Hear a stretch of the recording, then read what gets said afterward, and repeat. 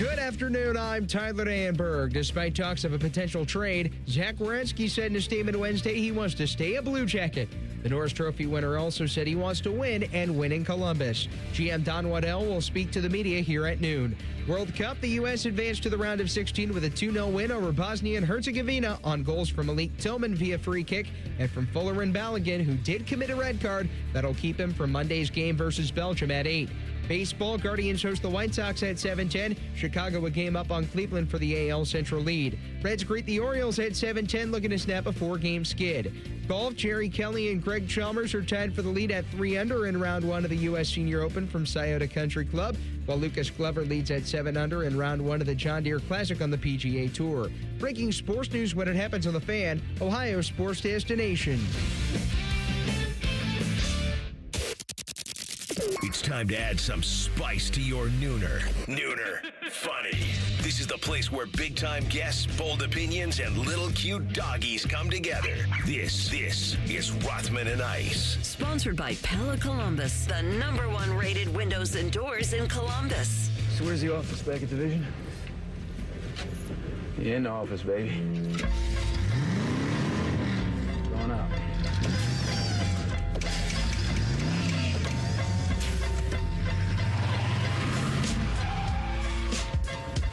I'm not mad at it. I'm not. This counts. I wasn't sure. Like, I may have deserved a warning on that, but I think we are transferring our complete Friday show to today. So, as they say, act as if. Yes, sir. And we will today. Welcome back in, Rothman and Ice. We had an awesome time out at Scioto Country Club yesterday. Hope you guys got a chance to listen to the show. Little American Golf Royalty on the show with Justin Leonard. And then the People's Champ and Michael Block, and we had a blast. We were like fire and ice, half in the air conditioning, half in the sauna. And so we kind of had the best of all worlds in a way. And if you guys are going out there, be safe, hydrate, and enjoy it because it is awesome. We have a major in our city this weekend and obviously a major with 4th of July. So good to see you, brother. Yeah, I wish you would have worn that big flannel out there yesterday. No. I feel like I could get, flannel T-shirt and shorts in the studio, man, because we actually got AC pumping. There's a fan going right now in the studio. But, no, I thanks to everybody out there yesterday because it was tremendous hospitality. Shout out to everybody at Scioto. Shout out to everybody here at the Fan that was out there helping us out. And it was a good time. I'd never been out there, never been to that track, never been to any event for the senior tour. So to be around that vibe and to talk to Justin Leonard and Michael Block, both those guys told some cool stories. So if you missed those, go check out our podcast wherever you get your podcast. All right, so we are going to take you to Nationwide Arena where Don Waddell, president of Hockey Ops and GM, will be meeting the media. Somehow they have put the genie back in the bottle, and they'll have a Q&A. Got a ton to say about this, but we want to take you there now. Thank you, Todd. Morning, Don. Good morning, guys. Ladies. What is your sense of relief that the situation with Zach Werenski has turned out as it is, that he's going to be here, at least for now? Yeah, no, it's the end result is this is what we wanted. And, we didn't want to have Zach go anywhere. When it came time to make a decision, he made it very clear to me, very directly and very passionate that he wanted to be a Blue Jacket. He's been here 10 years, and he wanted to remain here, and it was music to my ears.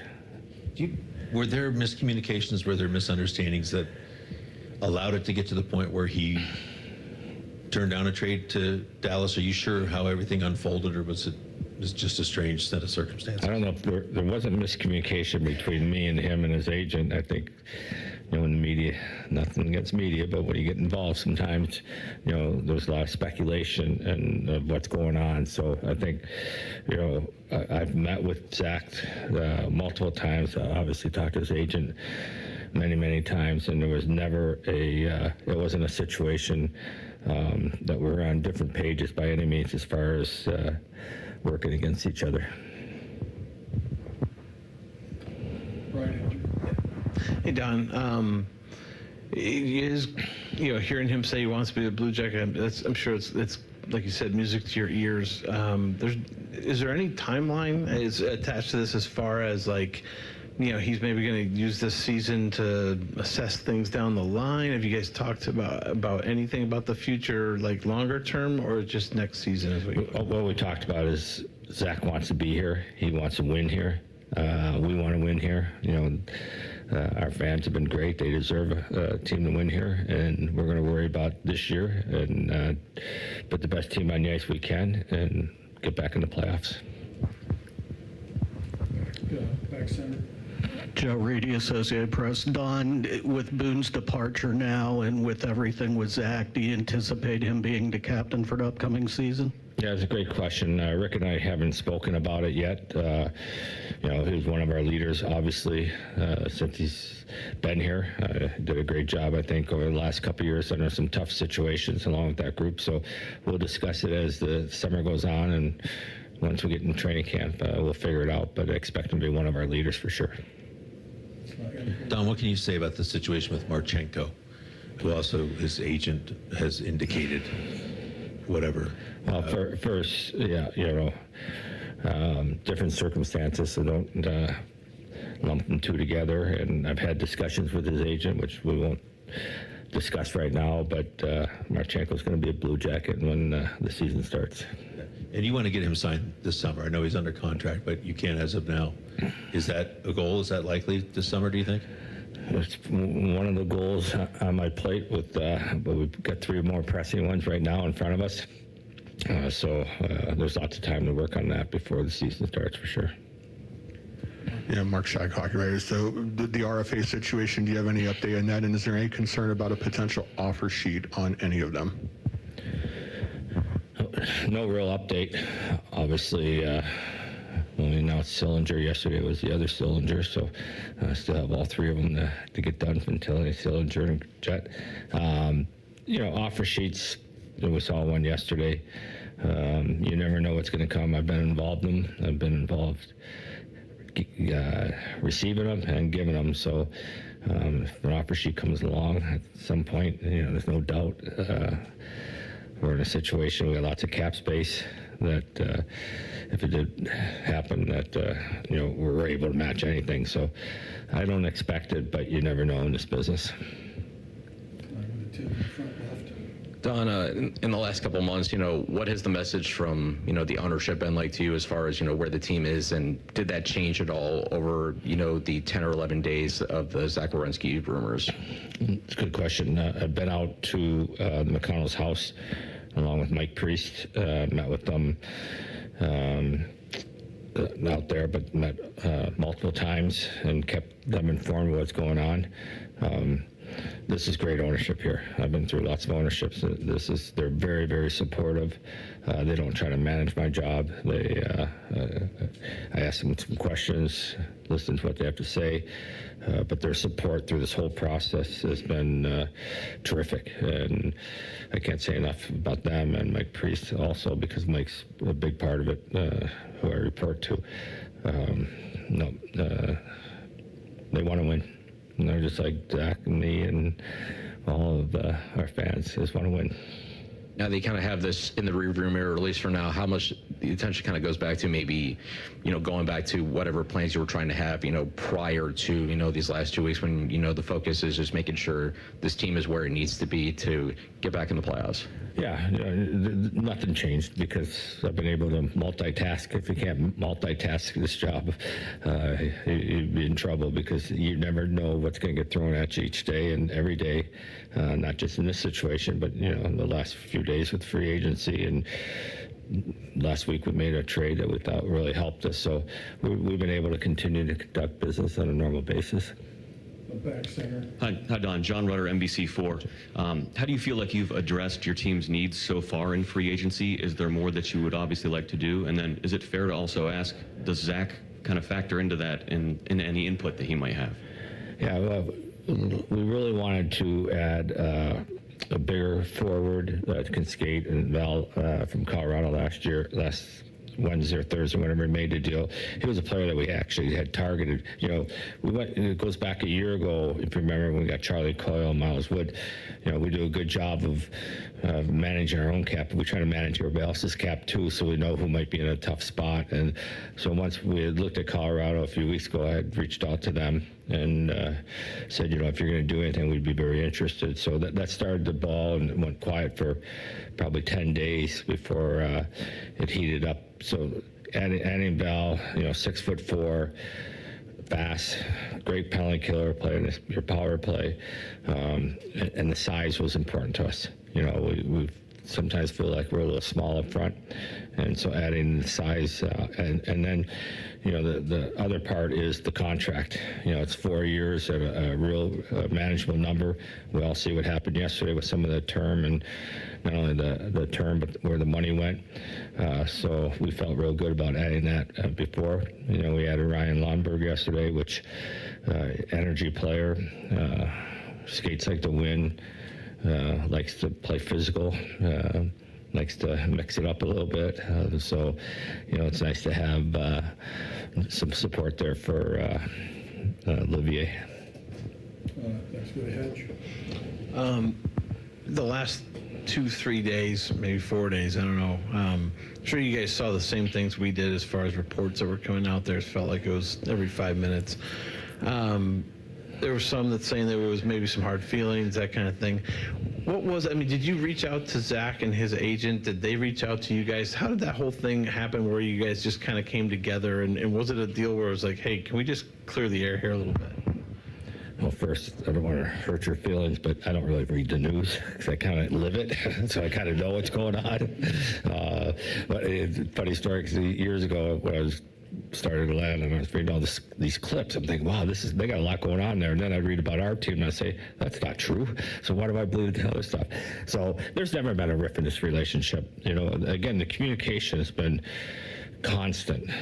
And I think, you know, I've been up to Detroit a couple times. I went up the day before Zach won the Norris Trophy and had breakfast with them. And I think any relationship, if you don't have communication, that's where it can go sideways for you. But there's never been a rift in this negotiations or talks about potential going someplace else. Mike Evers. Don, it's kind of been asked and answered, but just to clarify, you know, in 364 days, you can begin to negotiate an extension with Zach Werenski.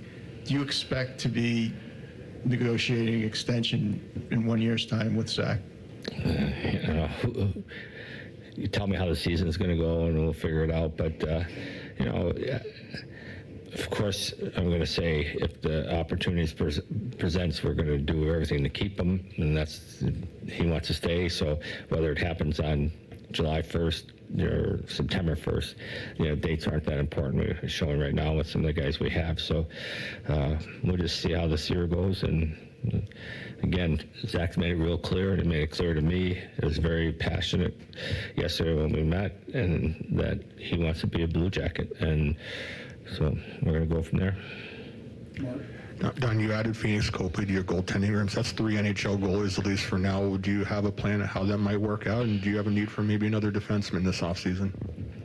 3 goalies. You know, last year's we never used a third goalie, and the year before, you know, Jet was like a yo-yo up and down, and so we just felt that we had an opportunity to get an experienced guy. Salary was good, so we just felt, let's make sure we go in the season having 3 guys and let them compete for jobs. Defenseman, we're going to announce here soon we're re-signing Eric Brunson. Next we'll go to Bill Rabinowitz, back left. Yeah, Bill. Hi. The only thing that we've gotten from Zach is the statement yesterday. Can you characterize his mood, demeanor yesterday? I mean, I'm sure it's been a whirlwind for him, a tough thing for him.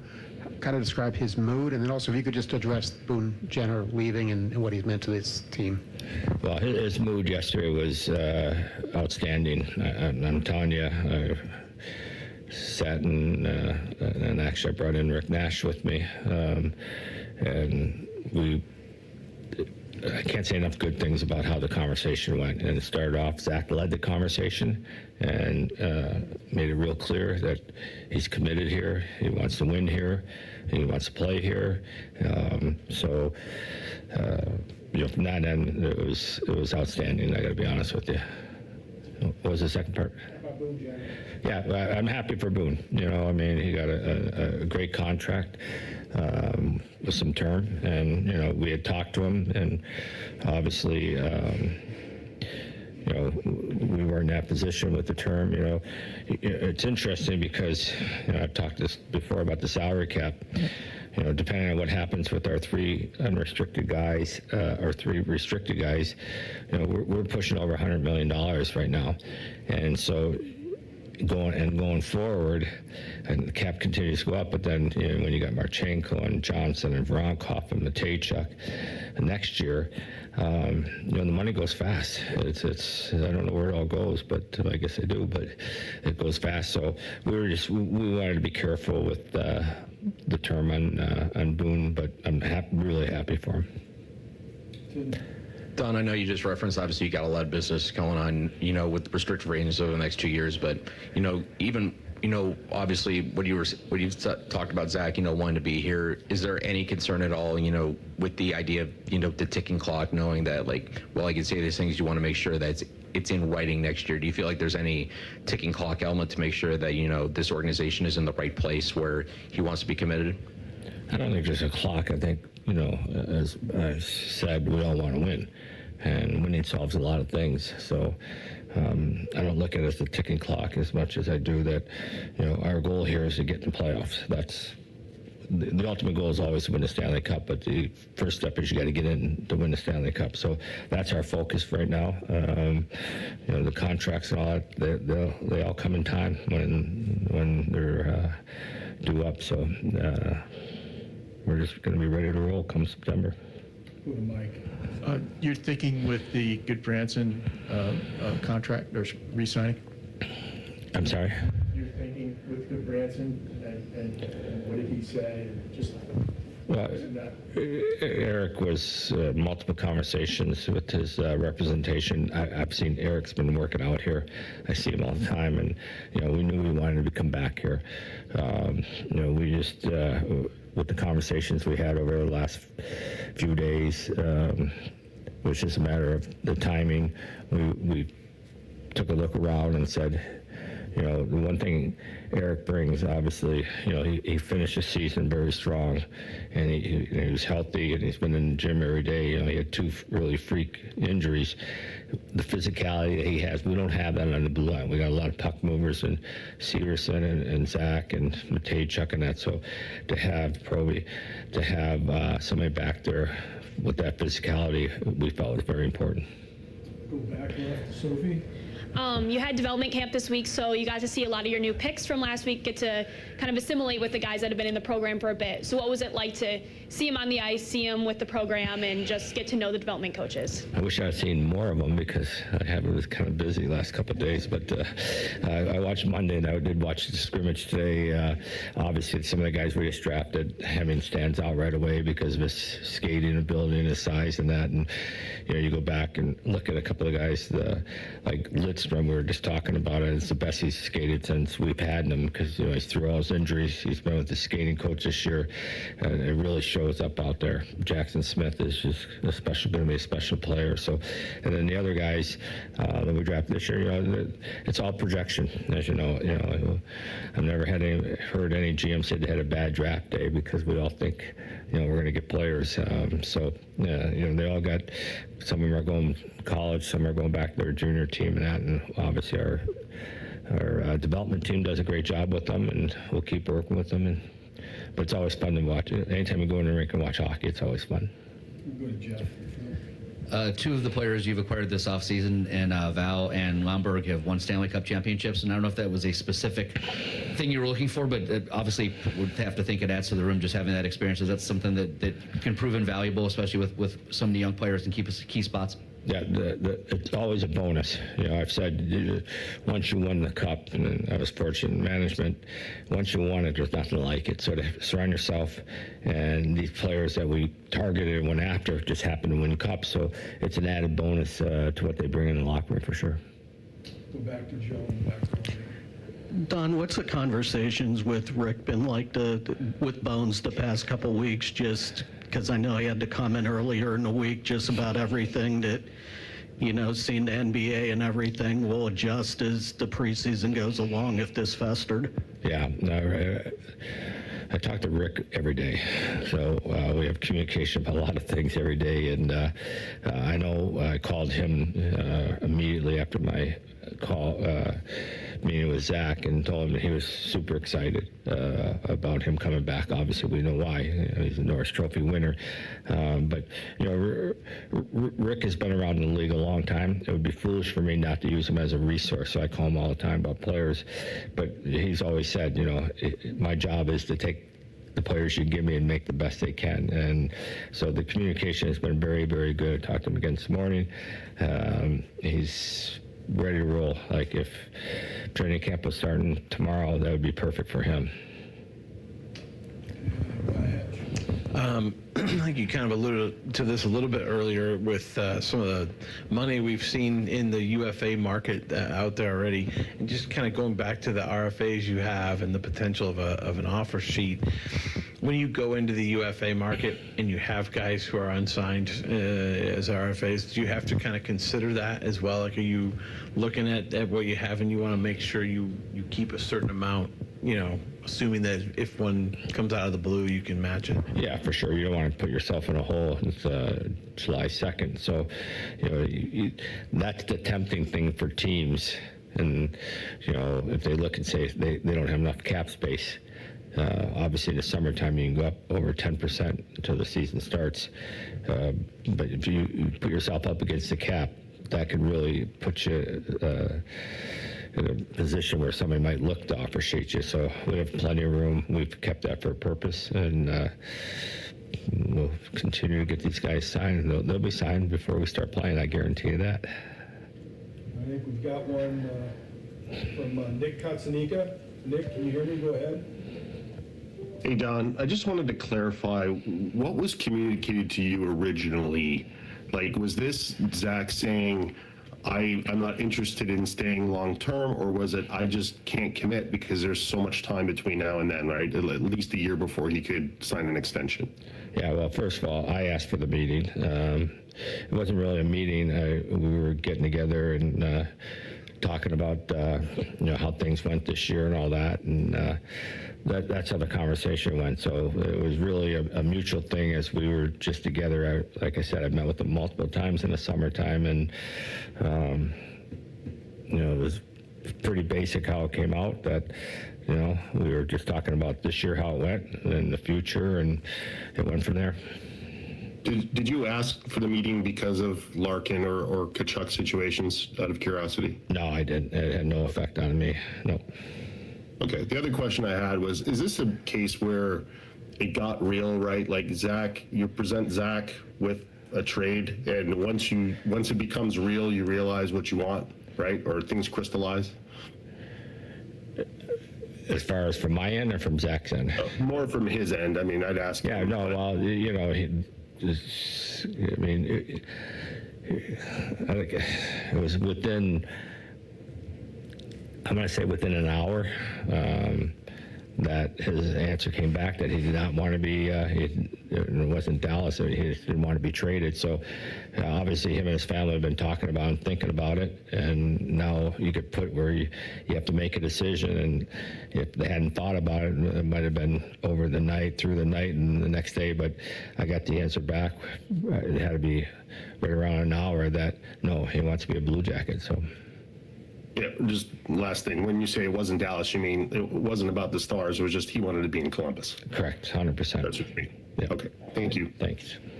All right, we'll go back to John, back center. Real quickly, I don't know if it's official or not yet. You can correct me if I'm wrong, but the possibility of adding a coach like Don Granato, what does he add to the organization? What qualities do you like in a guy like him? Well, I don't want to speculate who we're going to hire, but to answer your question, I know Donnie because he coached for me for 2 years in Chicago. He coached my farm team in Chicago when I was in Atlanta. So just got through coaching the U.S. national team over in Zurich. So he's a very good person and a very good coach. So if we add him, we're going to be very lucky to add him to our staff. Last one, Tim. Don, obviously, Nick earlier referenced, situation with Brady Kachuk and Dylan Larkin, what's going on with Zach. I mean, you've obviously been doing this for a while, but how different has it been, what it feels like a different era as far as, player empowerment is concerned, players having more input like that. How much does that change, what you try to do as far as, conversations, you have with them as far as, if they need to have any more input or in certain things like that, or is it just kind of just making sure that you're just focused on relationship building more than anything? Your last point is what I was going to start with. And I've always felt that you build a relationship with your players, you get to know your players, you get to know their families, and that's how you end up keeping players. You make them feel wanted and needed. And what's happening. This summer you saw two players, particular. One got traded, one didn't. I won't mention their names, but this has happened a lot through the years where it doesn't become as public as it's gone. I can think 5 or 6 cases that we talked about the other day. You guys can figure it out who they were. But so when it becomes public I've been doing it for, I think it's my 22nd year or 21st year as a GM. I've had numerous trade requests like these guys or these other teams are trying to do, but they didn't become public, and you deal with them, and sometimes you make the trade, sometimes you don't. But when it becomes public, that's I think it just puts more focus on it. Okay, great. Great. Thank you, everybody. Have a great day. And there you go. The genie is back in the bottle somehow.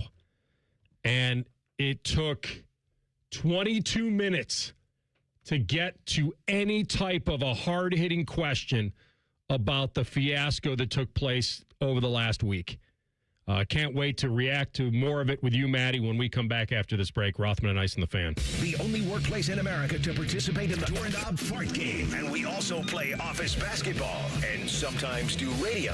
The Fan, Ohio sports destination. Common Man here for my friends at Care Heating and Cooling. Summertime napping season is upon us. What's that mean? Well, that means for me, a little nap on the leather couch. I got the ceiling fan on. But if that AC's not working properly, that nap turns into crap. Am I right? You got to make sure that AC's in tip-top shape, and the only people to call are my friends at Care Heating and Cooling. The message on their homepage says, we care about your comfort, because they do. If you're not comfortable in your own home, they start to get itchy and scratchy. Here's what you need to know about my friends at Care. They've won the Lennox Centurion Award for 17 years in a row. Now, if you're not in the biz, you don't know what that is, but I'm going to tell you, it's given to the top 5% of Lennox dealers in the country each year. Their service techs are the best in the business, and there's not a problem they can't solve, except maybe the meaning of life. They had no answer when I asked them. But think about living without central AC. Mess you up. My friends at Care also have easy online scheduling. CareHeatingandCooling.com. Care Heating and Cooling. Call 1-800-COOLING when you need a company you can trust. Are you missing some freeloading buddies in your life? Well, catch Bishop and Friends on The Fan, featuring Columbus sports veteran Bo Bishop. I have to acknowledge that I definitely had a mullet in middle school. A man about town. Bo's a father who gives excellent advice. If you're going to give me a breakfast pastry out of a box, the toaster strudel is significantly superior to the Pop-Tart. Bishop and Friends, weekdays from 9 to noon on The Fan. And tell your smart speaker to play 97.1 The Fan.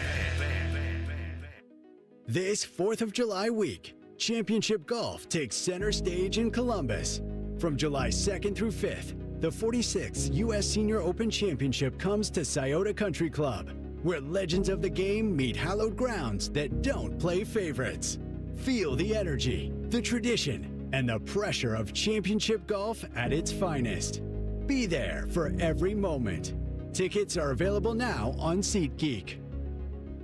Financial literacy starts young. Ohio Credit Union offers Greenlight, the popular money app and debit card for kids at no cost with your personal checking account. Help them earn, save, and learn. Visit telhio.org/greenlight. Telhio is open to anyone in Central and Southwest Ohio, federally insured by NCUA. Statistics show that roughly 20 veterans die by suicide every day in the United States. Canines for Warriors is the leading nonprofit organization providing highly trained service dogs to veterans with PTSD and other invisible wounds of war.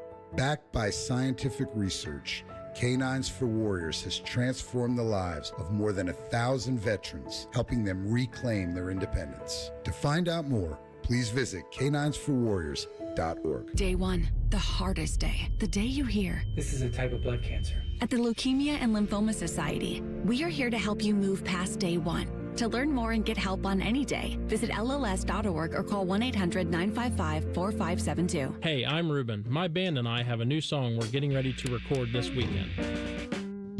I'm also a tow truck driver. When you move over and slow down, you're not only giving me room to work, you're making sure I get to go home at the end of the day and see my bandmates. Roadside workers have lives and families, but when they're on the job, they put it all on the line to protect and serve us. When you see flashing lights, remember, they're not just roadside workers. Thank you for moving over and slowing down.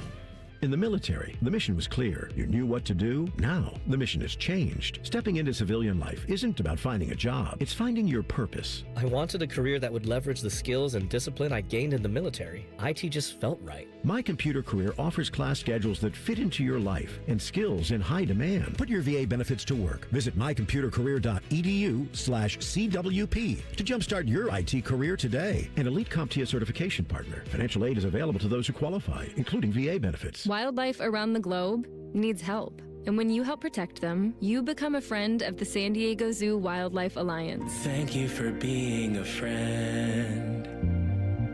Travel down the road and back again. Your heart is true. You're a pal and a confidant. Thank you for helping protect wildlife around the globe.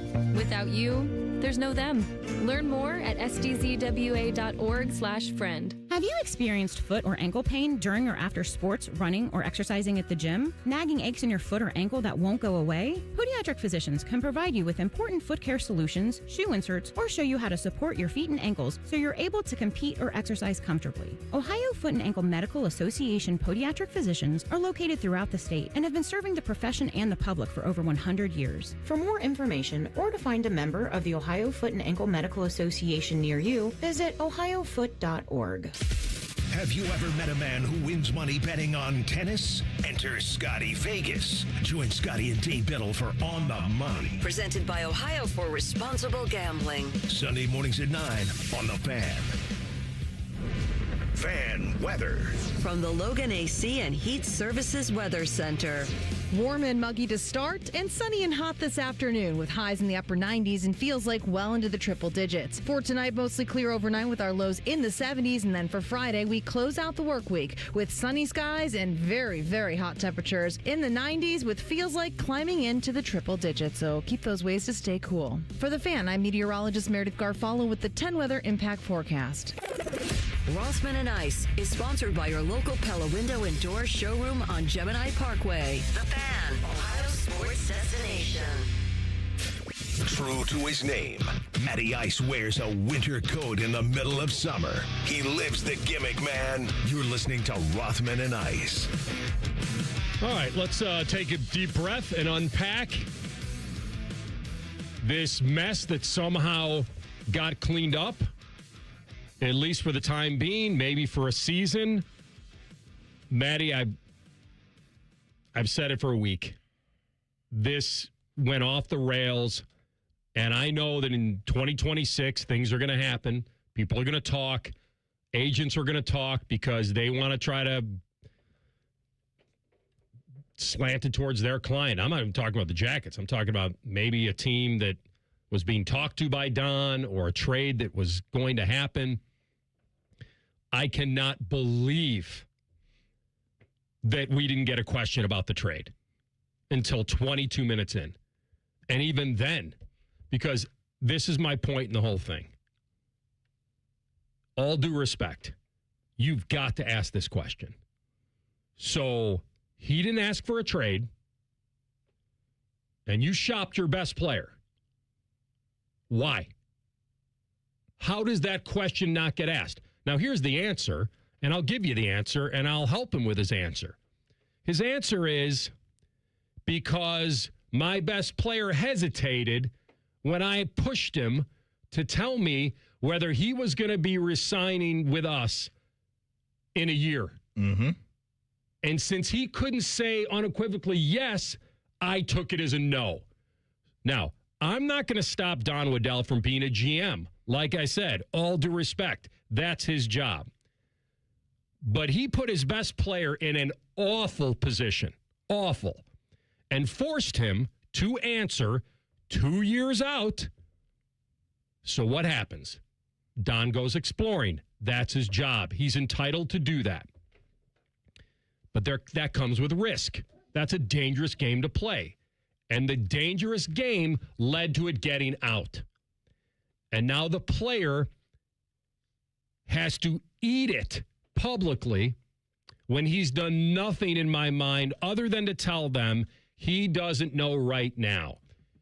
Zach Werenski is entitled and has earned the right to not know how he'll feel in a year. And I'm not just talking personally. I'm talking professionally. He plays for an organization that hasn't made the playoffs in a half a dozen years. He's put in 10. So you tell me, if he doesn't improve the team and they come back and they are close but no cigar again, what happens then 11 years in? Like, how would he know? So why did you go out and make a deal if Zach didn't request it? Now, because of Zach, how this was handled could have forced him out.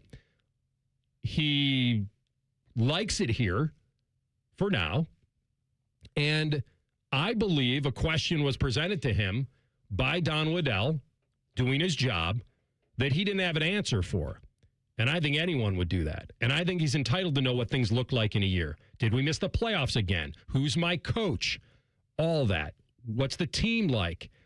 Like, you're shopping your best player who didn't ask for a trade? I'll tell you why he's motivated. And he was motivated for two things. One, by Zach's hesitation, 2 years out, I remind you. And the other was knowing that he's at the peak of his value. So what happens? You panic a little bit. Mm-hmm. My goodness, if I don't sell him now, I risk it, which is absolutely true. But with 2 years left, I didn't like the fact that they did that. I've said for a week, and you've heard me, this is a conversation that should have happened a year from now. I think Zach was honest, that he didn't know, and he got burned for it. Fans threw him under the bus. Yeah. Some even local media took cheap shots at him for the late season collapse was on him and Marchenko. What, nobody else? The other teams had nothing to do with it? Winning is easy at the end of the year? Zach played in the Olympics, didn't get a break? No, nothing considered, zero. And all he did in my mind was give his honest feeling at this point in time, and all got him was burned. And he could have lied and said, everything's fine. Get the pen ready, Don. Refill the ink. I'm good. 365, we're going. But he didn't. And the issue was forced. And they shopped their best player with 2 years left, and it got out publicly. And I don't know how in the world this came back to here, other than the fact that Zach didn't want to leave. Because if he still did, if he was still so desperate to leave, then Don holds his ground on Toronto and Tampa, and he waits for the best deal, and he moves him. And somehow we're back here, and he said we'll start the season, and away we go. But that is unbelievable, the week that happened. Unreal. When the statement came out yesterday that the presser that we all just listened to was going to happen, and the verbiage that was in the statement, it shocked me. It did. I was in the headspace leaving the show yesterday that the toothpaste was too far out of the tube and you couldn't get it back in. But I want to make sure I heard this correctly. Don alluded to the fact that he called for the meeting, correct? Did I hear that correctly? Yes, he said that around the Norris Trophy Award, they had breakfast together, and he even brought Rick Nash into it. Right. And that they kind of wanted to feel Zach out 2 years out. Which I think is smart to do, because I had to remind myself that GMs and owners, they're planning things out years down the road with their financials, what the landscape around the league is going to look like as far as free agents, what these draft prospects are looking like. So in Don's mind, and I agree with what you said, you're a GM, you're looking at your team and how it's constructed and where the team is headed. And you looked at Z's contract and you thought to yourself as a GM, okay, I'm in a situation to where this guy is a heck of a player. I don't have a surefire answer that he wants to be here long term, so let me check his temperature on this. He did that, and I think he came out of that meeting a little shook because of the lack of commitment from Z, and I'm agreeing with you that Z doesn't need to commit to anything. He can't right resign now anyway. So there you go, right? And so for Don, I can't then blame him for not wanting to get caught with nothing at the end of the road when it comes to all of this. But he wouldn't be, because next year you still have him. That's I'm talking 2 years. I'm talking 2 years away. Oh, yeah, right? you can't walk him to free agency. Correct. Yeah. That can't happen as a GM when you've got a player of his caliber. He can't leave for nothing. That drives me nuts when teams do that. So I'm not going to fault Don for maybe recalibrating a little bit coming out of the meeting and saying, well, wait a minute. I got to do what's best for the team. And what may be best for the team right now is moving on from Z, because I don't know. And so I understand everybody's perspective in all of this. It's great that this is going to happen at least for a year, but I still leave this press conference with a little bit of a ... for now at the end of it. Not everything is clear in my mind as far as the future of this. So this is still going to hover over the situation just a little bit, but at least where we're going to be for 26 and 27, or going into the 27 season, is that Z's going to be a Jacket for a year. But I don't think this is completely done. And that's still an unfortunate headspace, I believe, for everyone to be in. It shouldn't be done. It can't be done. He can't sign another extension. He can't till next year. But he can't do it, and athletes are never going to do this, but there could be maybe a little bit of a verbal feel from Z of his commitment. But how could you expect him to feel that way with where this team is? And that's why I've been saying all week, I can't knock Z for not being certain about wanting to be here. So while he can't put his name on the line right now, I do think there can be conversations had between agent, GM, and player to get a feel of this. And I think the original feel from Don was, this isn't headed the way I want it to go. And then I don't even want to say it was a knee-jerk reaction, because I think there's a ton of GMs would have done the same thing. But luckily for Don, this is what, you don't think so? 2 years out, I don't. You don't think when a star player has a meeting with a GM and that star player gives you an easy feeling about their future, that they wouldn't think about making moves after that? You could think about it, but it's a dangerous game to go explore it and do it. And bring him a trade that he vetoes. I agree with that. Because he doesn't want to leave. I don't think there's any GM in any sport that leaves a meeting with their star player with uncertainty that's like, oh, okay, we'll just kick that can down the road. But I don't believe that's how. I guess, yeah, our disagreement on is that you could have the same conversation a year from now, and then I'd be all on that side of it, saying, yeah, if he gives me hesitation a year from now with a year left, I have to. But then we got to 2 years out. But then I think you have to bring back into the conversation what we touched on and where Zeke is right now and his status in the league. And this is maybe the best it's going to get. If none of this gets out, it's not a story. But that's a dangerous game to play when you explore a big trade and take it to your guy, and then you have other players on the other side and agents and other teams that are like, here we are. Yep. But the fact that Don wasn't asked today, if he didn't want to trade, talk to us about your motivation of shopping him. Because exactly what we're talking about. You were motivated by A, his hesitation, and B, his value. Yeah. And that's an answer. And I understand that. Yeah. That makes sense to me from a GM's perspective. It does. All right, let's take a break. We got overs and unders as well going into the holiday weekend. Rothman and Ice and the Fan. Winners of the prestigious Platinum Microphone Award every year, given to the best radio station in the world. No need to look it up. It's real. The Fan. There's this thing repair people do nowadays. Mappo's Plumbing. Sure. We do have a dispatch fee. It's $1 zillion. A dispatch fee, a trip charge, going out to your house bill. Bippity Bing Bong Electrical. Our trip charge is a nice new car. But not Apex Pros, the pros who knows. When you call Apex for repairs on your AC, plumbing, or electric, there's no dispatch fee. Thank you for calling Apex Pros. Why would we? Kinda silly to ask for money before we do anything, isn't it? We give you an upfront price only after we know what's really going on. We think it's the right thing to do, instead of... Slappy's AC, electric, plumbing, dry cleaning, haberdashery, and chiropractic. Of course we charge to come out. $1 kajillion, 3 diamond rings, and 2 exotic pets. Apex Pros. Never a dispatch fee. Examples of competitive rates may have been slightly exaggerated. Columbus loves Apex Pros. The pros who knows. ApexPros.com. The buzz is real at Zoombezi Bay's award-winning conservation tower. 3 all-new water slides. 1 thrilling experience. Make your splash at ZoombeziBay.com. When you first saw her, she was out walking her dog. You didn't notice her at first. But when you finally did, it was too late. Because at that moment, you were speeding. She was out walking her dog and only had a second to let go of the leash. Your foot was on the gas, and her life was on the line.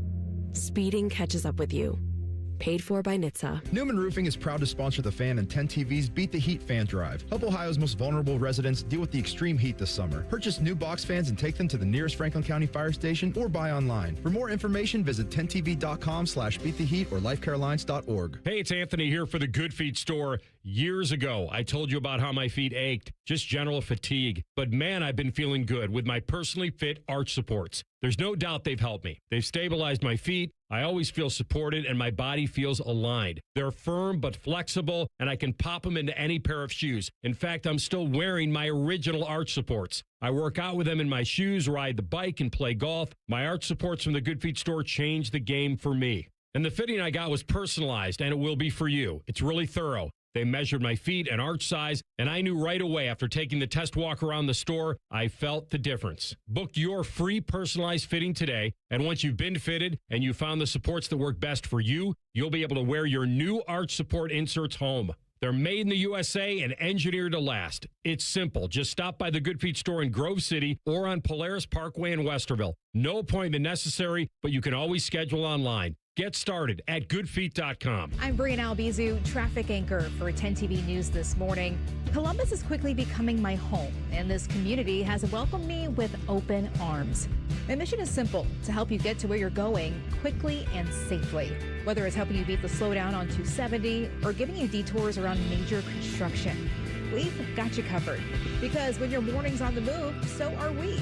Make the move to 10 TV News this morning, weekdays from 5 to 9, anywhere you watch. As parents, we have a million things running through our minds. Playdates, checkups, laundry, diapers, work, groceries. So it's easy to make a mistake. Oh, I forgot birthday candles. We say we'd never put our kids in danger by leaving them in the car alone. Sit tight, hon, I'll be right back. But temperatures as low as 60 degrees can be deadly for children left behind. So always bring them with you. And every time you park the car, stop, look, lock. Brought to you by NHTSA and the Ad Council. I've had a number of surgeries, and frankly, I don't have time to rehab a surgery and an operation at this point in my life. I didn't want to take time off my kids' activities. That's why former college and pro football player Bobby Carpenter turned to QC Kinetics. We couldn't be happier saving our patients like him from operating rooms and long recoveries. They will resume like normal activity for me, which is a lot of running. It's a lot of workouts. I've been very, very blessed with how it's been able to hold up. For so long, patients have accepted surgery as the only solution. But with new technologies, the medical professionals at QC Kinetics use regenerative treatments, your body's own biologics, to help heal and restore knees, hips, shoulders, and backs. I actually ran into a friend of mine over at our golf course, and he had his knee done. It felt so well. He'd got his shoulder done. He goes, I can't thank you enough. He'd heard the commercial on the air, and so it's feeling great. Find out how you can avoid surgery and finally get relief. Call QC Kinetics now for your free consultation. Call QC Kinetics, 380-208-4544. That's 380-208-4544. 380-208-4544. Join our resident gambling degenerates Dave Biddle and Scotty Vegas for On the Money, Sunday mornings at 9. Presented by the Sportsbook at Hollywood Casino Columbus. Must be 21. Gambling problem? Call 1-800-589-9966. The Fan. All your favorite fan shows are available when you want them. Head to 971thefan.com and hit that subscribe button. The Fan, Ohio sports destination. Rothman and Ice presents Overs and Unders. Sponsored by the Roofing Guys. For all your roofing, siding, and gutter needs, contact the Roofing Guys at theroofingguys.com. All right, TLC, what you got? All right, so while you guys were doing that, I was back here researching some 4th of July stuff to quiz you guys on, but we have some results in from the poll yesterday. Ooh, I like this. In the opening segment of the poll, we stumbled into a debate. I'm sorry, the opening segment of yesterday's show, we stumbled into a debate that kind of kickstarted this poll that we threw out there. Simple question. Do you know what an eephus is in baseball? The options were yes or no. So initially, AR, when we took pitch out of it, I thought that this was going to lean no. I still think it's going to lean no. What does it say? How did you read again? Do you know what an eephus is in baseball? The baseball part kind of can lead you your mind a little bit. I don't even know how to spell it, let alone what it was. Yeah, how do you eephus? I thought it was EPHUS is my guess. How was that spelled? TLC. Double EPHUS. Double E. All right. I'm going to go no. I'm going to go no, and I'm going to say it's 60-40 no. Yeah. I'm just telling you what I think of what I would think, and I don't hear that very often. Would the in baseball part have led you to knowing what that was? Might have helped me. Yeah. I agree. If he writes, do you know what an eephus is? How about in sports? Yeah. We could have even left that in there, and I wouldn't know. I'm with you on no. We're going to both go no. Yeah. Well, I guess there's only one theme song to play then. Oh, so he wins. Because it's yes. I can't play any of your theme music because it's yes. You can't. What's the tail of the tape on that? 63 say yes. 37 say no. That makes me feel good then. That makes me feel good. I think we need more eephus pitches in baseball. Really throw off the timing. You know what I mean, AR?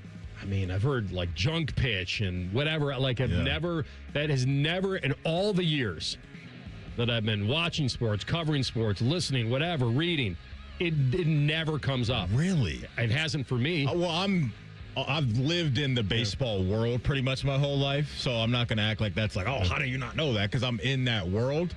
But that is a bit surprising. Because you're a ball knower. Yeah. You're a ball knower. Okay. Exactly. I liked those results. In fact, I thought it was going to be more than 63%. I was surprised that we had the debate yesterday, to be honest with you. Here's another interesting thing that I did not know. 2 years ago, there was a film made. I don't know where it aired or anything. I did see that yesterday. That's called eephus. A group of middle-aged men play their last recreational baseball game before their field gets torn down to build a school. Who made this? Where is it? Netflix? Where can I watch this thing? YouTube, I don't know. Okay. You can see the trailer on YouTube, but I have no idea. And now, fellas, my mind is caught up in how many words start with double E. I can't name you a second one, to be honest with you. There can't be that many. Double E starting off a word. That's got to be a very, very rare thing. Not in our language, I wouldn't think. I don't know. Yeah. All right. Yeah. How many states have entirely outlawed the sale of fireworks and other potential explosives? Ooh. Over under 7.5. Outlawed it. Actually, when I say potential explosives, according to the United Nations Explosive Shipping Classification System. So it'd be like fireworks and sparklers and bottle rockets and all of those. What was the that? M80s, the Roman candles. Establishment again? What was that? The United Nations Explosive Shipping Classification System. Come on, man. That's what the United States goes off of. Over or under 7.5, AR. Of states that have outlawed it, where you can't buy or sell fireworks. Entirely outlawed, not just partially outlawed. Outlawed So everything. You're saying even like a little sparkler is what you said. So I can't cross the state line, come back with it, and fire them off? I can't even do that? No. Probably not. They're just done completely. A, you're transporting it across state lines. What is this, NASCAR? And B, Narcos? then you're firing it off. We're smuggling fireworks. Bootlegging alcohol? I wonder if there's a canine that can smell fireworks. You would think for sure. Yeah, those dogs are incredible. Powder, right. Yeah, I don't know if they're they incredible. train them to do that. But they're too busy training them on the drugs. All right, let's over under 7.5 on states that have outlawed fireworks completely. Buy, sell, fire off. I'm going to say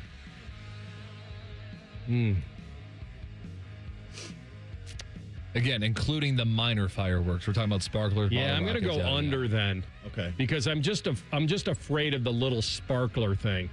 That you like, I would think there'd be levels. Like the of little this. sparklers you get in the club when you're in the VIP section. They're bringing you a couple bottles like Well, those. They have sparklers in the club. Oh, do yeah, they? for sure. Absolutely. Like, Not a they bring fire your hazard? bottles and stuff. They got sparklers and stuff Okay. they'll bring to your section. That's true. Oh, Some sort of. I guess those wouldn't be allowed in some sort of in certain states. Seafood tower. Right. Okay. I'll go over. Why the heck not? It's only one state. Massachusetts is the only state that outlaws everything. That's interesting. There are many states that forbid you from shooting off fireworks into the sky, but Massachusetts says you can't even hand the kid a sparkler. Wow. Those things that you can just throw down to the ground and pop. Like, none of that stuff. None of the none of the fun. So the cradle of liberty is can't have it. No. All So all right. the sparklers that all the kids in Ohio are going to be enjoying it this weekend. If you're in Massachusetts, you're going to jail. AR probably loves this for the dogs, right? Probably Thank you loves for that. saying Yeah, it. you probably love I it. don't know why people aren't more sensitive to that. I guess because they're selfish. I don't know. Chasing them, the dogs? No, it's the sound and the fireworks. It scares animals. and they can run away and they Well, just we had our it dog. stresses them out. The anxiety. It's awful. I got a friend of mine to where he takes his dog like into the basement to Put try some to music on, put get the away TV from the on. noise as much as you can. Yeah. Good for him. All right, we're coming back top of the hour, and we'll switch a little bit to the foosball. And Todd McShay has his 2027 quarterback mock. Where's Julian? Find out next. Rothman and Ice on the Fan. If you miss a live show, you can catch the podcast. If you miss the podcast, our hosts have volunteered to have dinner with you. Ma, the meatloaf! The Fan. Hey, what's up? It's T-Bone. Tired of snoring? Sleep Better Columbus can help with a custom mouthpiece that opens your airway and stops the snoring. No mask, no noise. Call 1-800-MORE-SLEEP or visit sleepbettercolumbus.com today. Stop snoring, sleep better, live better. Scotty Vegas here, and my new Bronco from Krieger Ford might go down as one of my best purchases of all time. I love it. The family loves it. I decided to get my wife's car some much needed service. Krieger Ford conveniently picked up her car. I was prepared to spend a ton on repairs. Nope. They walked me through the problems and it was fixed and brought back to our driveway in a day. Plus, saved me some money for some summertime parlays. The Krieger Ford experience is awesome. See for yourself at KriegerFord.com. After my accident, people warned me to slow down. I said, I don't know how. Thanks to my VA care team, I haven't. At VA, we're using technology to help veterans recover faster and live their lives to the fullest. Learn more at vacareers.va.gov/PSA. From the FIFA World Cup to competitive business environments, grand ambitions lead to game-changing achievements. At Bank of America, we're there to support businesses at every step, providing insights and expertise to help you gain an edge. He shoots, he scores! What would you like the power to do? Explore winning business solutions at BofA.com/gamechangers. Bank of America, official bank of the FIFA World Cup 2026. For a lot of workplaces, the work week doesn't end on Friday. That's why there's EasyCater, the best way to order food from favorite restaurants for your hardworking team, even on weekends. With EasyCater, you'll find great options for any group size and any shift, with tools to help meet dietary needs, stay on budget, and simplify expenses, all backed by our award-winning 24/7 support. EasyCater, your Monday through Sunday workplace food platform. Start an order for your weekend crew at EasyCater.com. At CEC Turf and Tractor, family means everything. That's why we're proud to welcome Green & Sons Equipment's Mount Sterling and Marysville locations to the CEC family. We're honored to carry on the relationships Green & Sons has built in these communities for generations while expanding our ability to serve you with more parts, more inventory, and faster response times. As one of Ohio's largest Kubota dealers, CEC Turf and Tractor is growing without losing sight of what matters most: hardworking people, trusted relationships, and hometown service. Visit CECTurfandTractor.com today for all your Kubota needs. Common Man and Timmy.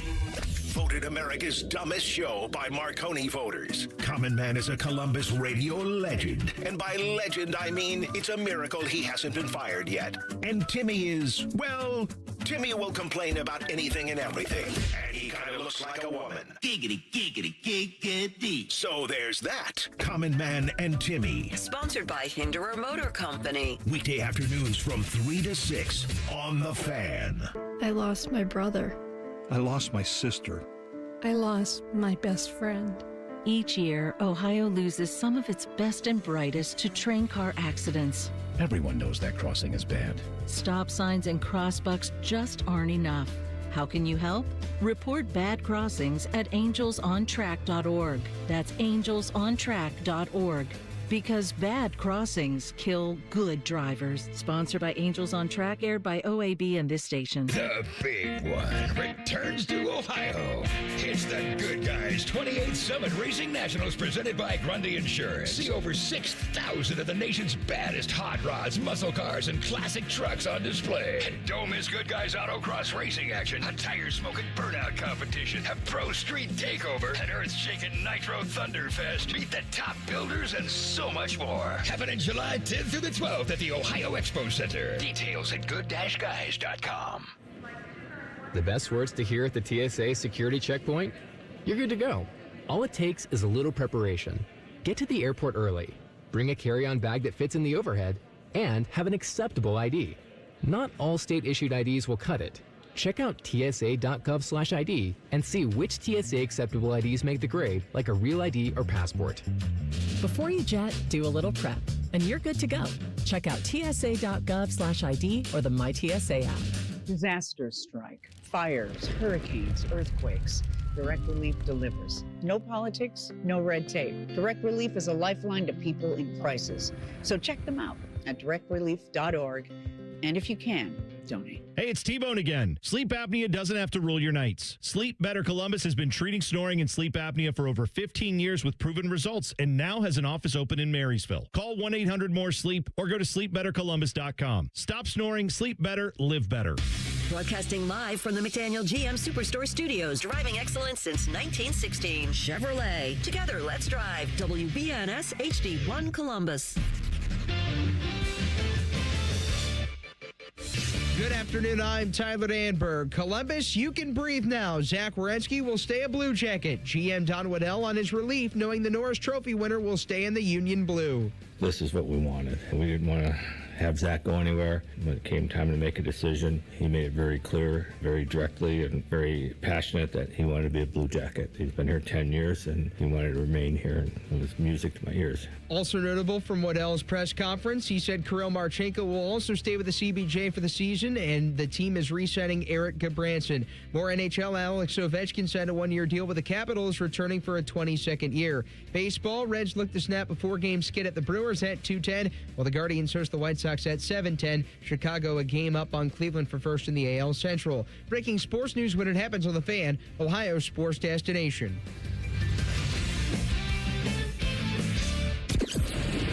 Hey, this is Michael Barron's Big Red, otherwise known as the Czar of the Parking Lot, and you're listening to Rothman and Ice on 97.1 The Fan.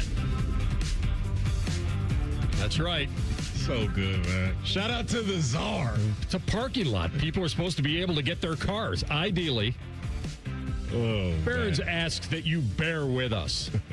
All right. It's so we'll bring the roller coaster to a stop on the Z thing for a moment. But you can always go back and listen. Yeah. Correct? Yes, the press conference. I know Tyler Danberg, you heard a clip from Big Don right there in his update, but you can listen to the entire press conference in our podcast. Wherever you get your podcast, just type in Rothman and Ice, everything we do. From noon to 3, we'll be waiting there for you. Take us with you wherever you go, because it was a good presser, solid presser. Later in the presser era is where I think we got to where we wanted to go. And so, yeah, overall, he'll talk about some of the new guys, Boone leaving, the Marchie situation, but obviously Zach's the central focus and all of that. And, yeah, you can catch up on everything wherever you get your podcast.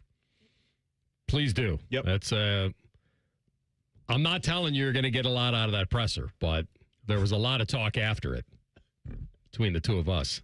It's good stuff. I mean, there was some fumbling.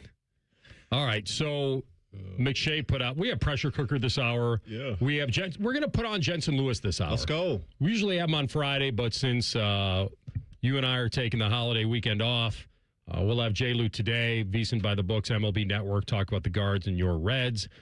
Boy, there was so much promise. Weren't you guys like 21-10 or something like that? It was looking good, brother. It was looking good, and then, life comes at you fast when you're a Cincinnati Reds fan, and you're kind of used to being in this headspace. Yeah. I believe the stat is the Cincinnati Reds have not won a playoff series since 1995 or 96. I believe that is the case off the top of the dome. So it's unfortunate, right? You're kind of used to this. It's like a lot of the Browns fans that I talk to. You get to this point to where you're not even upset anymore. Just like, just another year. It's what we do as a Reds fan. Look at the standings, and you're in the basement of the division on July 2nd. Yay. This is what we got going on, so man. When we put out the EFIS poll, I do have a text on a word I don't know how this escaped us. I know, because I got one too, and I bet it's the exact same word. Eel. Yep. Okay. Because people probably typed into Google EE, like words that start with EE, and that's the one that pops up. Then they attached one more letter to the end. Because nothing really, I guess eerily. That's a double E. Is it? Eerily. Yeah, is it? Well, that just means eerie. Well, isn't eerily a word? Yeah, but that's just a play off of eerie. That's just the adverb form. No, you're right. Okay. EERY, eerie. In eerie silence. I know some words and stuff. Beavis and Butthead. Okay. When they hang it up? They haven't hung it up. They're still going. New episodes? It's in my algorithm. So new episodes of Beavis and Butthead are still available, is what you're saying? There are new clips that I've never seen, and then they made old Beavis and Butthead. Wow. It's like middle-aged dudes. Good for them. It's unbelievable. Like that Simpsons, Mike Judge still kicking. All those shows are still kicking. That's amazing. Who's the creator of this? Mike Judge. Oh, that I should know too.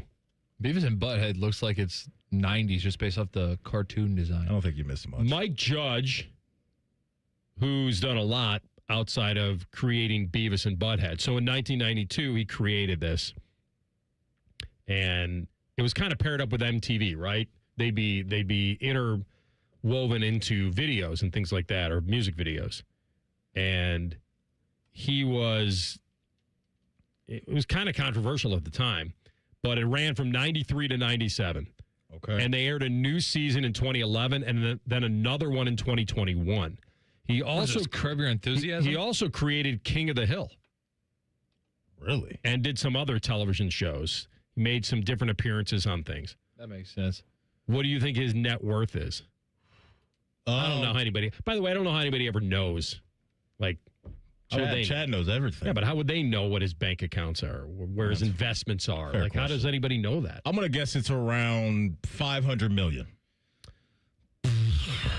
Wow, that's quite a sound effect. Yeah, that I don't know how I did that. That's live on the air. It's learning from the James Laurinaitis School of Radio. That's why we have a cough button. we have a here. Let me. That's why we have a cough button, by the way. So when you go into those deep guttural sounds, no one has to hear them. The radio station I was at. I mean, little James and what he did there for sure. Yeah, I mean, we always think. By the way, they were always very simple, normal questions. James, you got any fun plans for the weekend?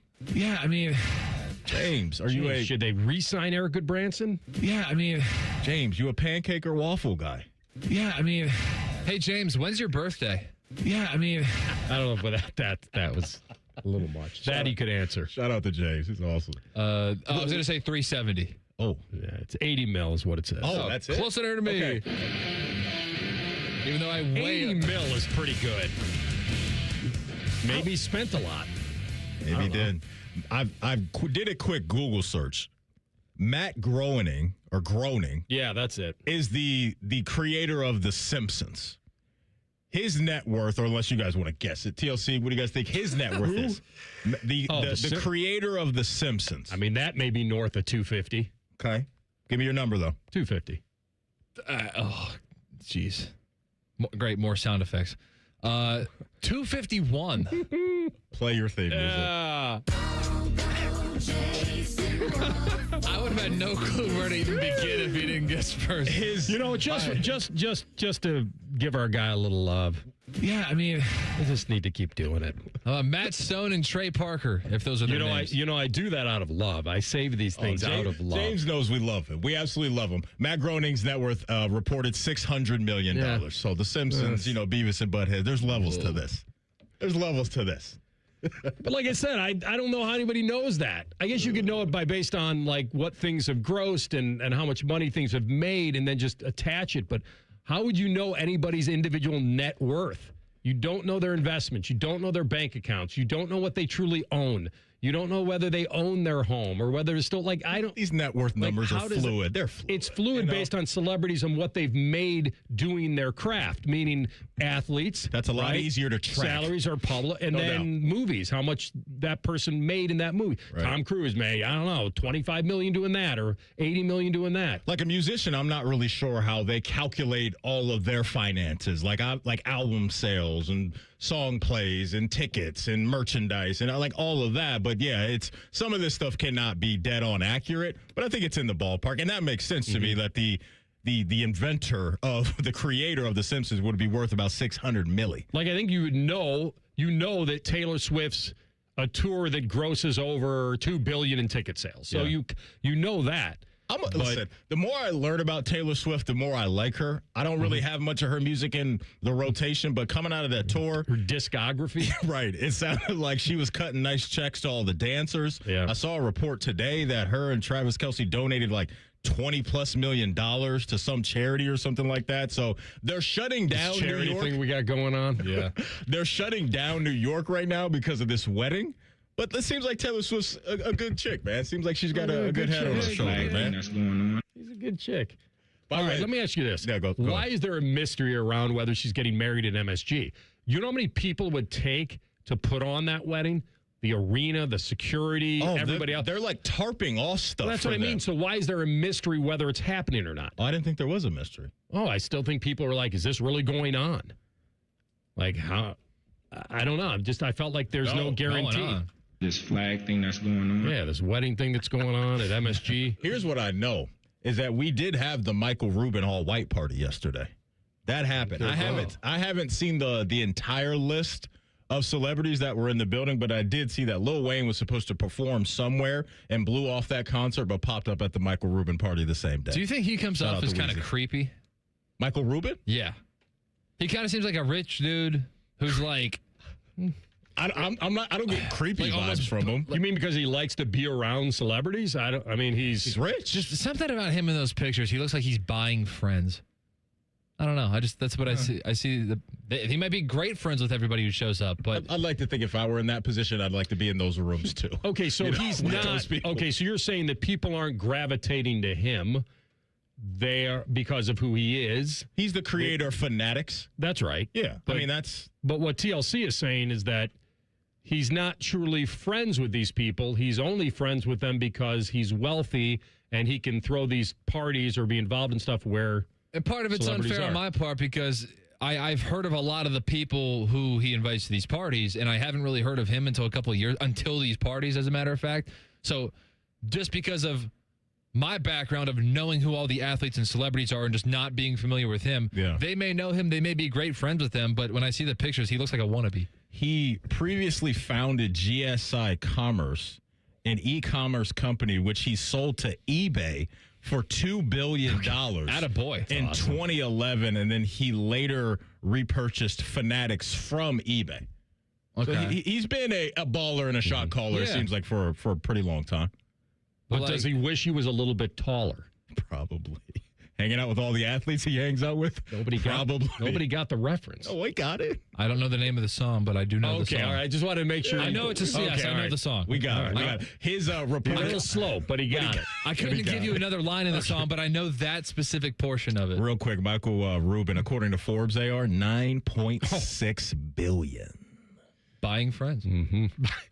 Well, if there was a guy that can do it, or who can do it, it's him. Yep. All right, we got to come back with a little pressure cooker, get to our quarterback stuff. J. Lou at the bottom of the hour, Rothman and Ice in the Fan. Tweet from a listener. Are you carrying the Buckeye game today? Considering we've never not carried one, yes. The answer is yes. The Fan. Newman Roofing is proud to sponsor The Fan and 10 TV's Beat the Heat fan drive. Help Ohio's most vulnerable residents deal with the extreme heat this summer. Purchase new box fans and take them to the nearest Franklin County fire station or buy online. For more information, visit 10tv.com/beattheheat or lifecarelines.org. The rings, the moment, the forever. Make it unforgettable. Join us July 24th and 25th for Diamond Seller's Wedding Weekend. Enjoy preferred bridal pricing on wedding bands and engagement rings now up to 30% off. Visit Diamond Seller on Selma Road or at Easton Town Center. I'm Jeff Hogan. I've been a journalist at 10 TV for more than 20 years. I moved back to Columbus with my beautiful wife and our two amazing daughters and our golden retriever, Harley. This community brought me back because this is where I feel connected. Where my daughters were born, this is my home. And that is to say, I don't just report about our community, I belong to it. What happens here affects us all. And that's why we care so deeply about getting it right. And when local journalism is done right, it doesn't sit still. It moves. It moves you to act, to verify, to volunteer, to speak up or lend a hand. It moves your mind by challenging assumptions and offering new perspectives. It moves you forward by giving you the information to make decisions and thrive where you live. And yes, it moves your heart through the kind of human storytelling that stays with you wherever you are. And at 10 TV, we're here for all of it. These are the stories that move Central Ohio. When you get a diagnosis of Parkinson's disease, things get real. And nobody understands that better than the Parkinson's Foundation. All across the country, we provide resources and support in the fight against Parkinson's, a neurological disease that affects movement. The Parkinson's Foundation is dedicated to improving care and advancing research towards a cure. And when you call our helpline, you'll speak to a real person who can help you find the right information. Because while living with Parkinson's can be challenging, there are things you can do to improve your quality of life. So, whether you're newly diagnosed, have been living with Parkinson's for years, or caring for a loved one, when Parkinson's gets real, find real answers at the Parkinson's Foundation. Go to parkinson.org or call our helpline at 1-800-4PD-INFO, 1-800-473-4636. The Parkinson's Foundation. Better lives together. My name is Corporal Bradley Joseph Seitz. Jerry Reed. Kate Weber. These are real veterans facing a real challenge. I have PTSD. And I have PTSD. I have PTSD. Post-traumatic stress disorder can happen to anyone. I was still in a war zone in my mind. But treatment can turn your life around. Treatment has really saved my life. To learn about PTSD and how treatment can help you, call your local VA medical center or visit ptsd.va.gov. And now, Public Education Matters with Ohio Education Association President Jeff Wensing. As we celebrate Independence Day and America's 250th birthday, we remember our history, both the good and the bad, so we can build a better tomorrow for all of us. Our students must receive a full and honest education so they can grow as critical thinkers. Let's celebrate America's freedom by protecting their freedom to learn. Public Education Matters, brought to you by the Ohio Education Association. Hello, it's John Kozik, founder and president of TurboTrack Realty, and I buy real estate as is, fast for cash. Give us a call today for an all-cash offer at 614-470-2000, 614-470-2000. I buy vacant properties, inherited homes, divorce situations, death in the family, apartment buildings, commercial properties. I even buy my tenants won't pay me the rent houses. Give us a call today for an all-cash offer at 614 614-470-2000, 614-470-2000. We at The Fan have created a show where you can be a homer, a hater, or whatever you want to be. Sunday mornings at 8. It's the Fan Call-In Show, presented by the Sportsbook at Hollywood Casino Columbus. Must be 21. Gambling problem? Call 1-800-589-9966. Fan weather. From the Logan AC and Heat Services Weather Center.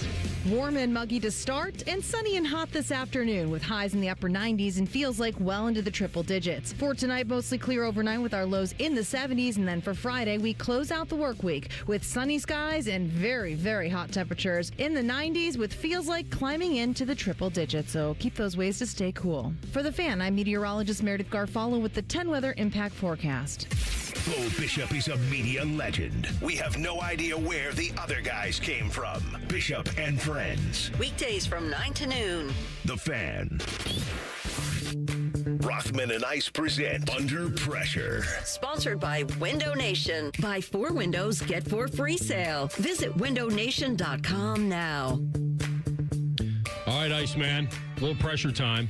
I'm feeling like a little baseball pressure. Lead us off. Go ahead and cook, my man. All right, so let me go to... Got options, huh? I got some options. Okay. All right, how about this? Line them up. Because I don't really know that they're feeling all that much pressure, but I think it's inherent when you're this club. The New York Yankees have lost 7 in a row. Love this call. Like, out of nowhere, just 7 in a row. Now, the reason they're probably not feeling a ton of pressure is because they're still 10 games over 500, but they're 3.5 back of Tampa now. So this is their worst batting line in a 7-game span in more than 100 years. A 421 OPS. Wait, say that again for 421 OPS. Say the years again. Give me that line again. Their worst batting line in a 7-game span since September of 1908, when they weren't even known as the Yankees. That's nasty work. Their June record was 12-14. And I think that the fact that they had a sub-500 record in June is maybe a little bit of that. But I think the panic in me goes to Aaron Judge, who missed the entire month on the injured list. Now, Ben Rice and Cody Bellinger, they slumped. Paul Goldschmidt, of all people, picked up the slack. Yeah, Unk's going crazy. Trent Grisham, Spencer Jones. Like, it's fair to think that those guys will not keep it up. And the starting pitching also took a step back last month. Now, I'm not panicking about a staff that has Schlittler and Garrett Cole and Rodon and Ryan Weathers and Max Fried hopefully on the way back. But I'm going to put it on the Yanks just because of the 7-game losing streak, the fact they're not hitting, the fact that Aaron Judge is still MIA for a while, and that they're now 3.5 back in their division. Yeah, that's a good call, Leo. I like it a lot. I will start in the NBA. Brad Stevens, come on down. Brad Stevens, come on down. You got to be on the pressure list because I don't know what you were thinking. Everything was fine. Remember we played the clip? Right. TLCU probably has the clip that we played like 2 weeks ago. Before I get rolling, I'll let TLC search for that. Remember that? Yo, absolutely. I love that you're bringing this up. Fine. Really?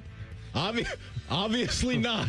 Because what happened on July 1st, 2026, I think was just utter nonsense. If you missed it, Jaylen Brown, he was, trade bait out there for Giannis. Trade bait out there for Kevin Durant a couple years ago. There was some chatter about Stephon Castle when he initially got to the San Antonio Spurs.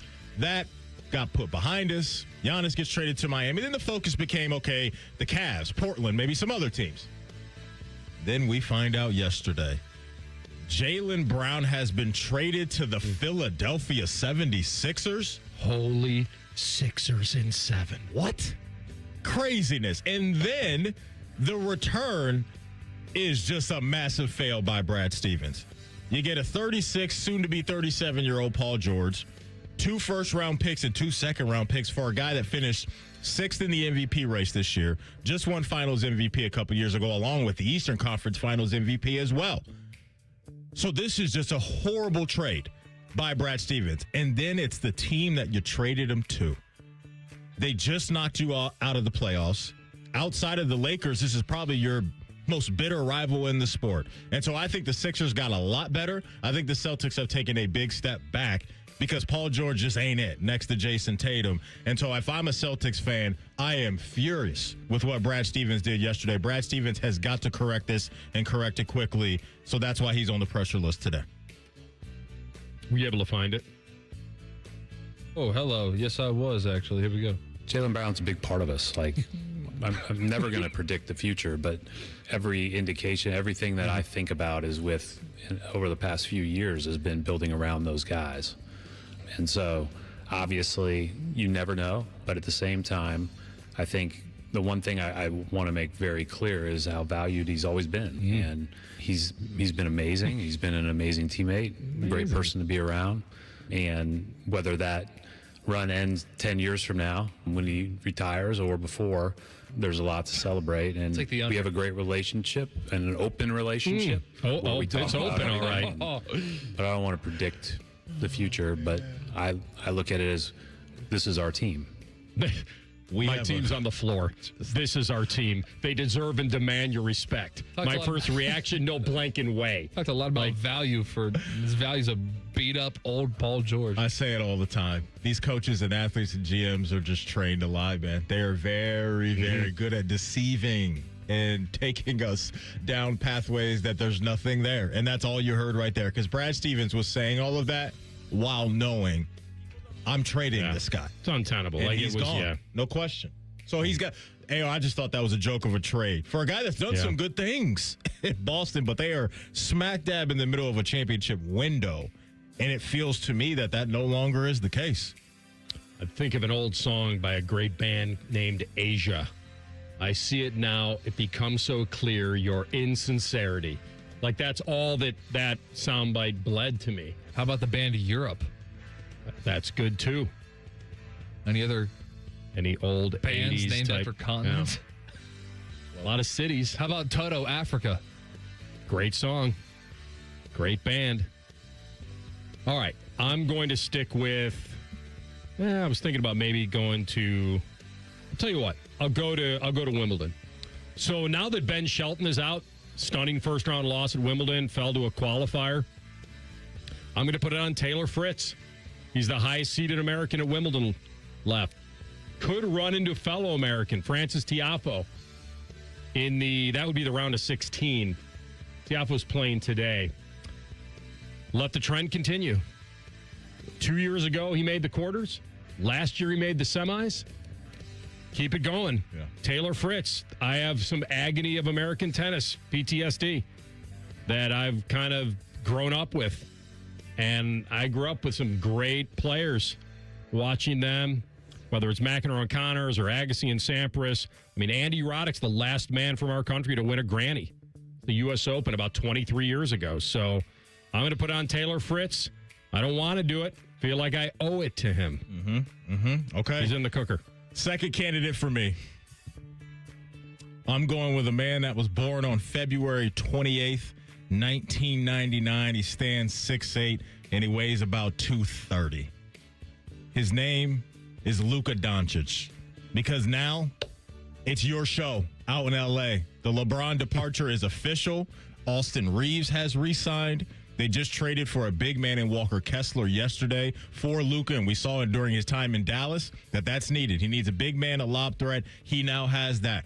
But the pressure of being the guy of a next chapter in the Lakers history book, what comes along with that is you better win a chip. You better win a ring. All the other guys in the past, from LeBron all the way back to Magic and Kareem and Shaq, Kobe, we get it. Those guys delivered championships to the Los Angeles Lakers. So now it is no doubt his show and his show only. And they always talked about, is he going to be in shape all the time? That's been a question. Is he going to be available? That's been in question, too.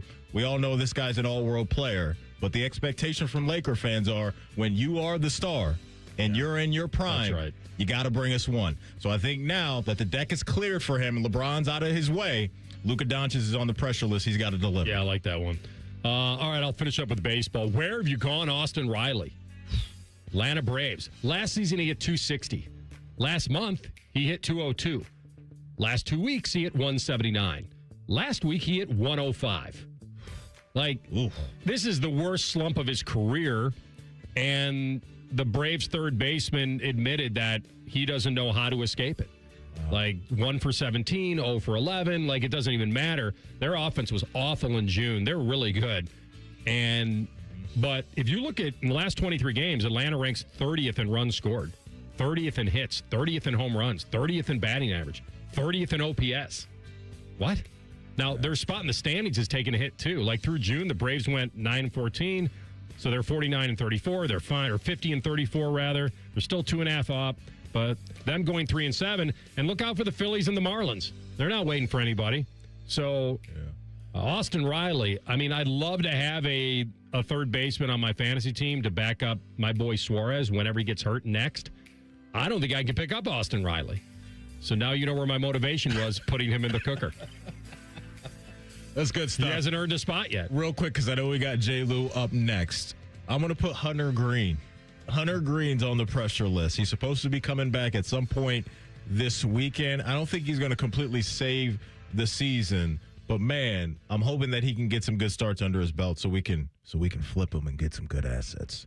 All right, we'll come back in 2 minutes. Jensen Lewis, and we'll get his feeling on that and the guards on whether they can keep afloat. Rothman and Ice in the Fan. At Babs R Us, we believe home improvement is life improvement. As the Midwest's fastest growing 5-star bathroom remodeler, we're more than just transformations. We're a community driven by a mission to bring your dreams to life. Our installation team, part of the Babs R Us community, isn't just skilled. They're dedicated to respecting your home. Each day, they bring craftsmanship and hustle, turning your dream space, no matter the size, into reality. Together, we embrace a culture that values diversity, collaboration, and giving back. From supporting local projects to fostering a workplace where every voice is valued. Babs R Us is more than a company. It's a community of experts. We're also expanding locations to create more possibilities for homeowners across the Midwest. Wherever you are, you'll find us ready to turn your dreams into something you can see, feel, and enjoy every day. Right now, get $1,500 off a shower or tub replacement, or $3,000 off a full bathroom remodel. Plus, low to no monthly payments. Call 380-225-BAB to schedule your free estimate, or go to BabsRUs.com. Babs R Us, where dreams soak in. I'm John Morgan of Morgan & Morgan. If you've been injured in a car accident, call America's largest injury law firm. For over 35 years, my mission has been to deliver more for our clients, to deliver more for you. If you or anyone in your family has been injured in a car accident, call us now, as the time to file a claim may be limited. Last year, more clients hired Morgan & Morgan than ever before, protecting America, fighting for you. Morgan & Morgan. Injured? Dial pound law. Morgan & Morgan, Ohio office located at 600 Vine Street, Cincinnati. Prior results do not guarantee a similar outcome. You wanted to be cool, which led you to smoking, which led to a pack a day.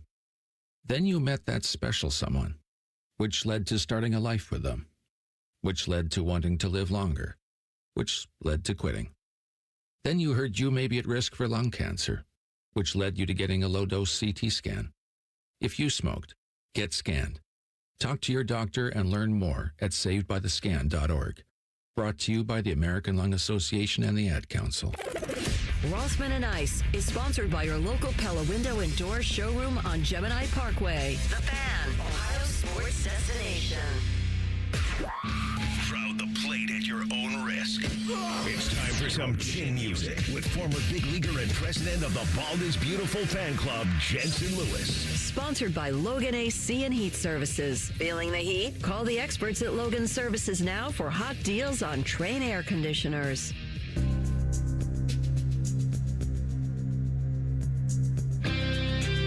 It's that time of the week we connect with our guy, Jensen Lewis, before the holiday. VSiN by the books, MLB Network Radio, and, of course, with us.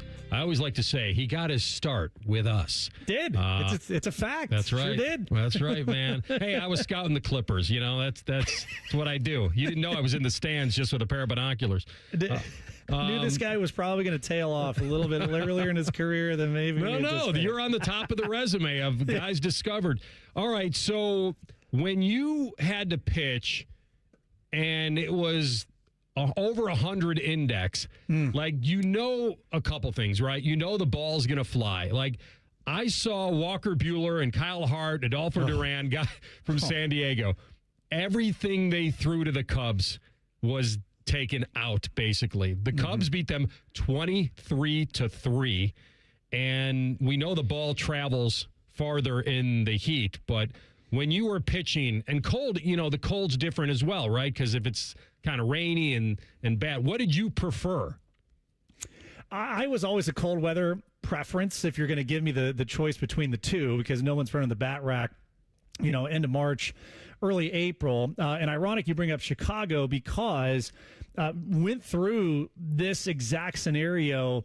I believe, I can't remember, it was 2009. Maybe we opened in Chicago, but it was like a nice, easy 55 for the opening day, and then it was 28 for the high for the next day. I don't think Rafi Perez left the space heater in the bullpen the entirety of the time we were out there. But when you look at just yesterday, and AR, you being a Chicago guy, when you get it up, especially at Wrigley, and you get it above the upper deck, it just takes off. So you want to elevate and separate and let nature do the rest. But the only couple of times I pitched in triple-digit heat indexes in the big leagues, of course, in Kansas City in August. I mean, just awful.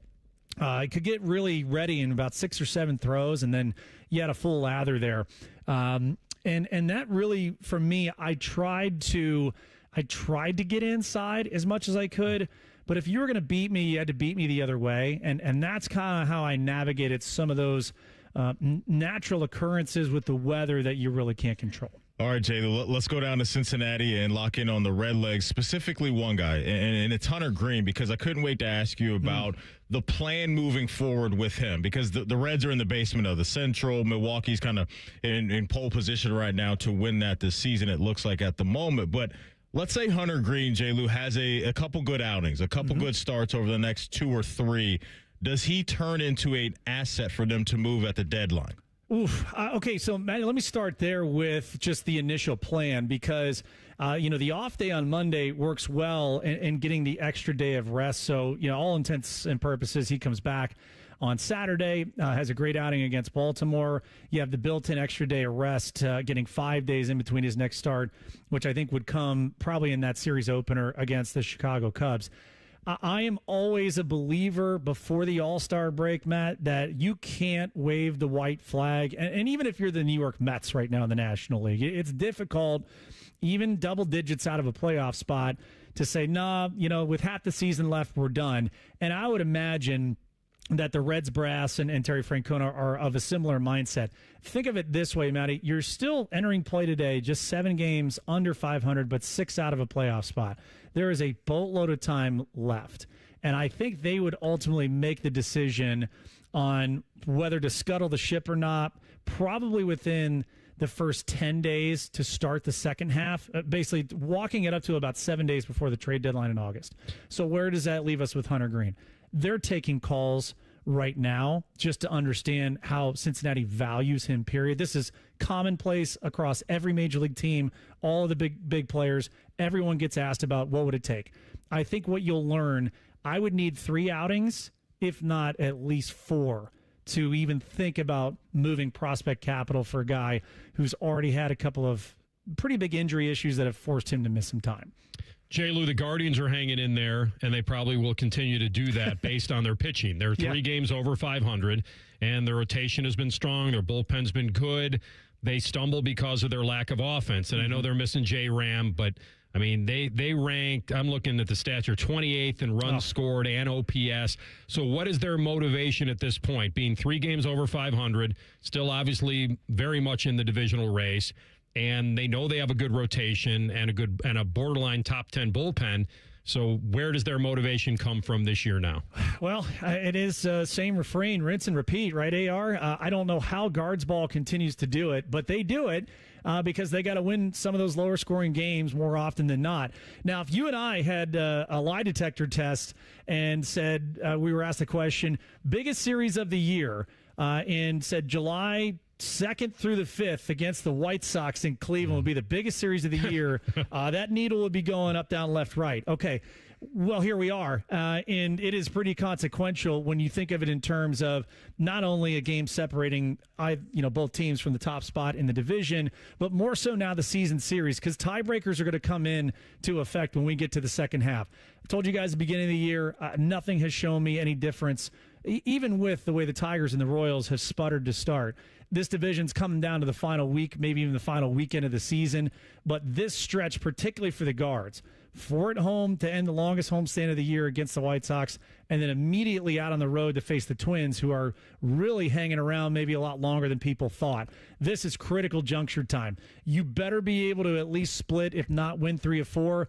Otherwise, Chicago now not only believes they can win it, but they did it in your own backyard. So this is defending home soil, if you will, and then also trying to reassert your status as the defending champs. No doubt. It's going to be awesome. J. Lou, I got this list for you. Nolan Arenado, Willie Mays, Ken Griffey Jr., and Junior Caminero, the youngest player since 1990 to have 6-game home run streaks. Junior Caminero is 22 years old. And J. Lou, the AL MVP race is very, very interesting at the moment. But talk about Junior Caminero and how locked in this dude is at the moment. Matty Ice been listening to my morning show, VSiN by the Books, because I gave out Caminero early this week at 20-1 as an ad for the American League MVP. Woke up today, and I think he's down to 7-1 in some spots. I believe it's only Bobby Witt Jr., Nick Kurtz, and Yordan Alvarez in front of him right now. This is a heater of heaters right now, Matty. I mean, it is just light tower power. Here's what I'm intrigued by. He's already committed to do the Derby again this year. And a lot of what we've seen in years past with the timer is where guys could get into a rut because they expend so much physical energy in a quick amount of time. Well, now that we know that the home run derby rules are changed, does that allow guys to reserve a little energy? I think Junior Caminero in a great spot. He is at the head of, yet again, another Tampa Bay Rays team. Here we go. Just they are not flashy. They are not crazy on any spectrum here. But they just win, man, and they beat you in a lot of different ways. So I love where JC's at, and boy, what a show he's going to put on in Philadelphia. My man, have a great holiday. Celebrate 250, and be well. We'll talk soon. Greatest country in the world, boys. Always great to be with you. Talk to you next week. See you, my man. J. Lou was on the Bryant Heating Cooling Systems bullpen phone line.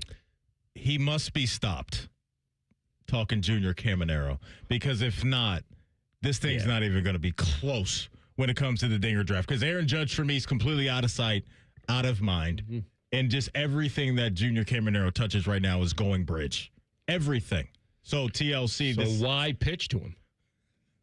I don't get it. Please keep pitching to him, because Matt Olson is a total singles hitter over the last 15 games. All right. Don't even compare him to Kyle Tucker.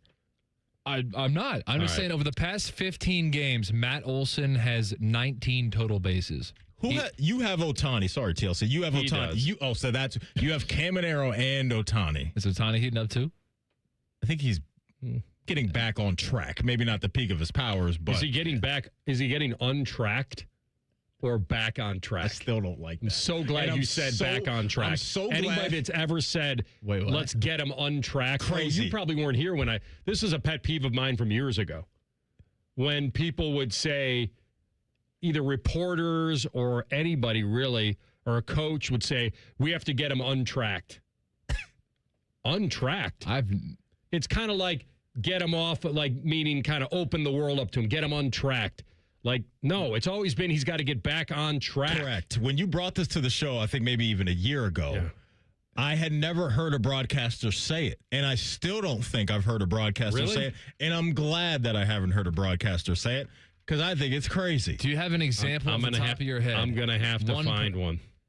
I don't have one. A coach or a broadcaster, when you hear that word untracked, who comes to mind? It's always like a running back. Like a running back that they can't get him going. We got to get him untracked. Like, what? Yeah, I don't. No, we got to get him back on track. That's a party foul. Untracked. It's a train. You want to get it on track and going. TLC, I'll work hard and try to find an example. I just don't. It's usually always about a running back. Because this is news to me. Yeah, that it was to me too, and I haven't heard it to this day. Maybe TLC. it came to me in a dream. I don't know. Maybe I'm. Is this going to be one of those things where it's like I never registered it, but now I'm going to hear it 3 times a week because he brought this up? He did this to me with Charlie Casserly too. Yeah, I did a few years ago. Charlie Casserly used to work at the NFL Network, former GM in the NFL, and AR and I would listen to a couple of his segments, and then AR said, "Maddie, when you hear him talk, all you're going to hear him now is in between his sentences, he drops in." Okay. And every time I hear him talk now, I don't hear anything else but okay. So I can't listen to Charlie Casserly anymore. Oh, man. AR's ruined it for me. I have. Thanks. But Trying to get him back on track. Why don't you just tell him that he's blinking and breathing? Right. Why don't you just completely distract him? All right. So when we come back, ex-Laker LeBron James. What's his name? LeBron James. There we go. Where's that kid up to? Where's that drop? We had that kid for a while in the system. I'm sure there's... Is there an ideal destination? Has one emerged with a 3-time NBA champion franchise? That's next. Rothman Ice and the Fan. LeBron James. Unlike your deadbeat uncle, we'll never leave you stranded in a ditch when you were 6. This promo may have been a touch too specific. The Fan. If you dread dealing with your insurance more than you dread yard work, with a swarm of hungry mosquitoes buzzing around, then you might have Insuranoia. You should have NJM Insurance. They go to great lengths to do what's best for their policyholders. At Great Lakes Hyundai, the savings are so good. It's time for sun and savings at Great Lakes Hyundai. Right now, get a new 2060 Elantra SE for $59 per month for a 2-year lease. Just $59 a month for the drive into summer sale. This month only. Plus, every new Hyundai comes with owner assurance and America's best warranty. A 10-year, 100,000-mile powertrain coverage. Dublin or Columbus or glakeshyundai.com. With approved credit $39.95 down plus tax title first month payment. 7,500 miles per year and 7.6. Your next getaway is closer than you think at your Columbus Zoo. Baby elephants, playful tigers, hungry giraffes. Explore North America Trek and discover rescued bear cubs, eagles, and more. Plan your visit today at columbuszoo.org. Common Man and Timmy. Voted America's dumbest show by Marconi voters. Common Man is a Columbus radio legend. And by legend, I mean it's a miracle he hasn't been fired yet. And Timmy is, well, Timmy will complain about anything and everything. And he kind of looks like a woman. Giggity, giggity, giggity. So there's that. Common Man and Timmy. Sponsored by Hinderer Motor Company. Weekday afternoons from 3 to 6 on The Fan. It's been a real journey since 2014 when I first had my injury. I realized that my home was just not working for me and that it was time to ask for help. Homes for Our Troops is really giving me my life back. The shower allows me to go in and turn around with my chair, pull down storage racks, automated door systems, hours of my morning given back to me. Adaptive sports are a huge part of my life, a huge part of my healing journey as well. Homes for Our Troops helped with making sure that I had a home gym so that I can continue to train. This past year, I was able to host Thanksgiving in my home. And it was the first time I was able to have my whole family in one place and I was able to contribute to the meal. There are a lot more veterans in need and Homes for Our Troops is going to be there to help them too. Homes for Our Troops builds and donates specially adapted custom homes nationwide for severely injured post 9/11 veterans and enables them to rebuild their lives. Join our mission at hfotusa.org. Care Heating and Cooling. When you need a company you can trust, call 1-800-COOLING. At St. Jude, every innovation we make is a moment we give to children with cancer everywhere. But we can't do it without you. Learn more at stjude.org. Statistics show roughly 20 veterans die by suicide every single day. And every day, more than 1,000 dogs are euthanized. After the Navy, I became a recluse. I felt like I was still in combat mode. I felt lost and confused. For 15 years, Canines for Warriors has been the nation's leading nonprofit organization, providing service dogs for veterans battling PTSD and other invisible wounds of war. Thanks to my service dog, Lady Cameo, I got my life back. I'm able to get out of bed in the morning. Be excited, happy about today. More than 1,200 veteran lives saved. More than 2,500 dogs rescued. Families made whole again. Canines for Warriors is more than a service dog program. It's a promise that no veteran should ever walk alone. To learn more, visit caninesforwarriors.org. Canines for Warriors, saving veterans, rescuing dogs, restoring families. The Reds are on the Fan's family of stations all season long. If you don't listen, Terry Francona will ride his scooter to your house and yell at you. Your home of the Reds. The Fan, The Fan 2, and The Fan 3. The Fan Guest Hotline is sponsored by Accurate Heating and Cooling and Bryant. Doing whatever it takes to keep you and your home comfortable. The Fan. Always as tender as a well-done steak. This is Rothman and Ice. All right, you have a choice, Maddie. Okay. How many? 2. Okay. Would you like me to start with the ideal destination emerging for LeBron James, according to some people? Okay. Are these people Vegas? No, not really. Okay. I don't have that. Well, that we could look up for sure. Or would you like me to give you the AI overview of back on track versus untracked? Let's start there, because right. the untracked thing is just, it drives me So in sports journalism, untracked and back on track are synonymous phrases. I hate one of them. And it's used by reporters and broadcasters, and maybe this was more of a long time ago, or maybe when I was in TV, or I just heard it, or I'd interview a coach and they'd say it. And I always grew up with, hey, let's get back on track, whether it's a team, a player, you're in a slump. Yeah. And it says here that untracked, this is considered an eggcorn. Excuse me? Which is a phonetic misinterpretation of a word that sounds right. Thank you very much. It is often incorrectly interchanged with off track. However, linguists note that it likely derives from breaking free of a physical rut or the tracks made by a previous vehicle in mud or snow. And so it basically says that it's kind of a misinterpretation.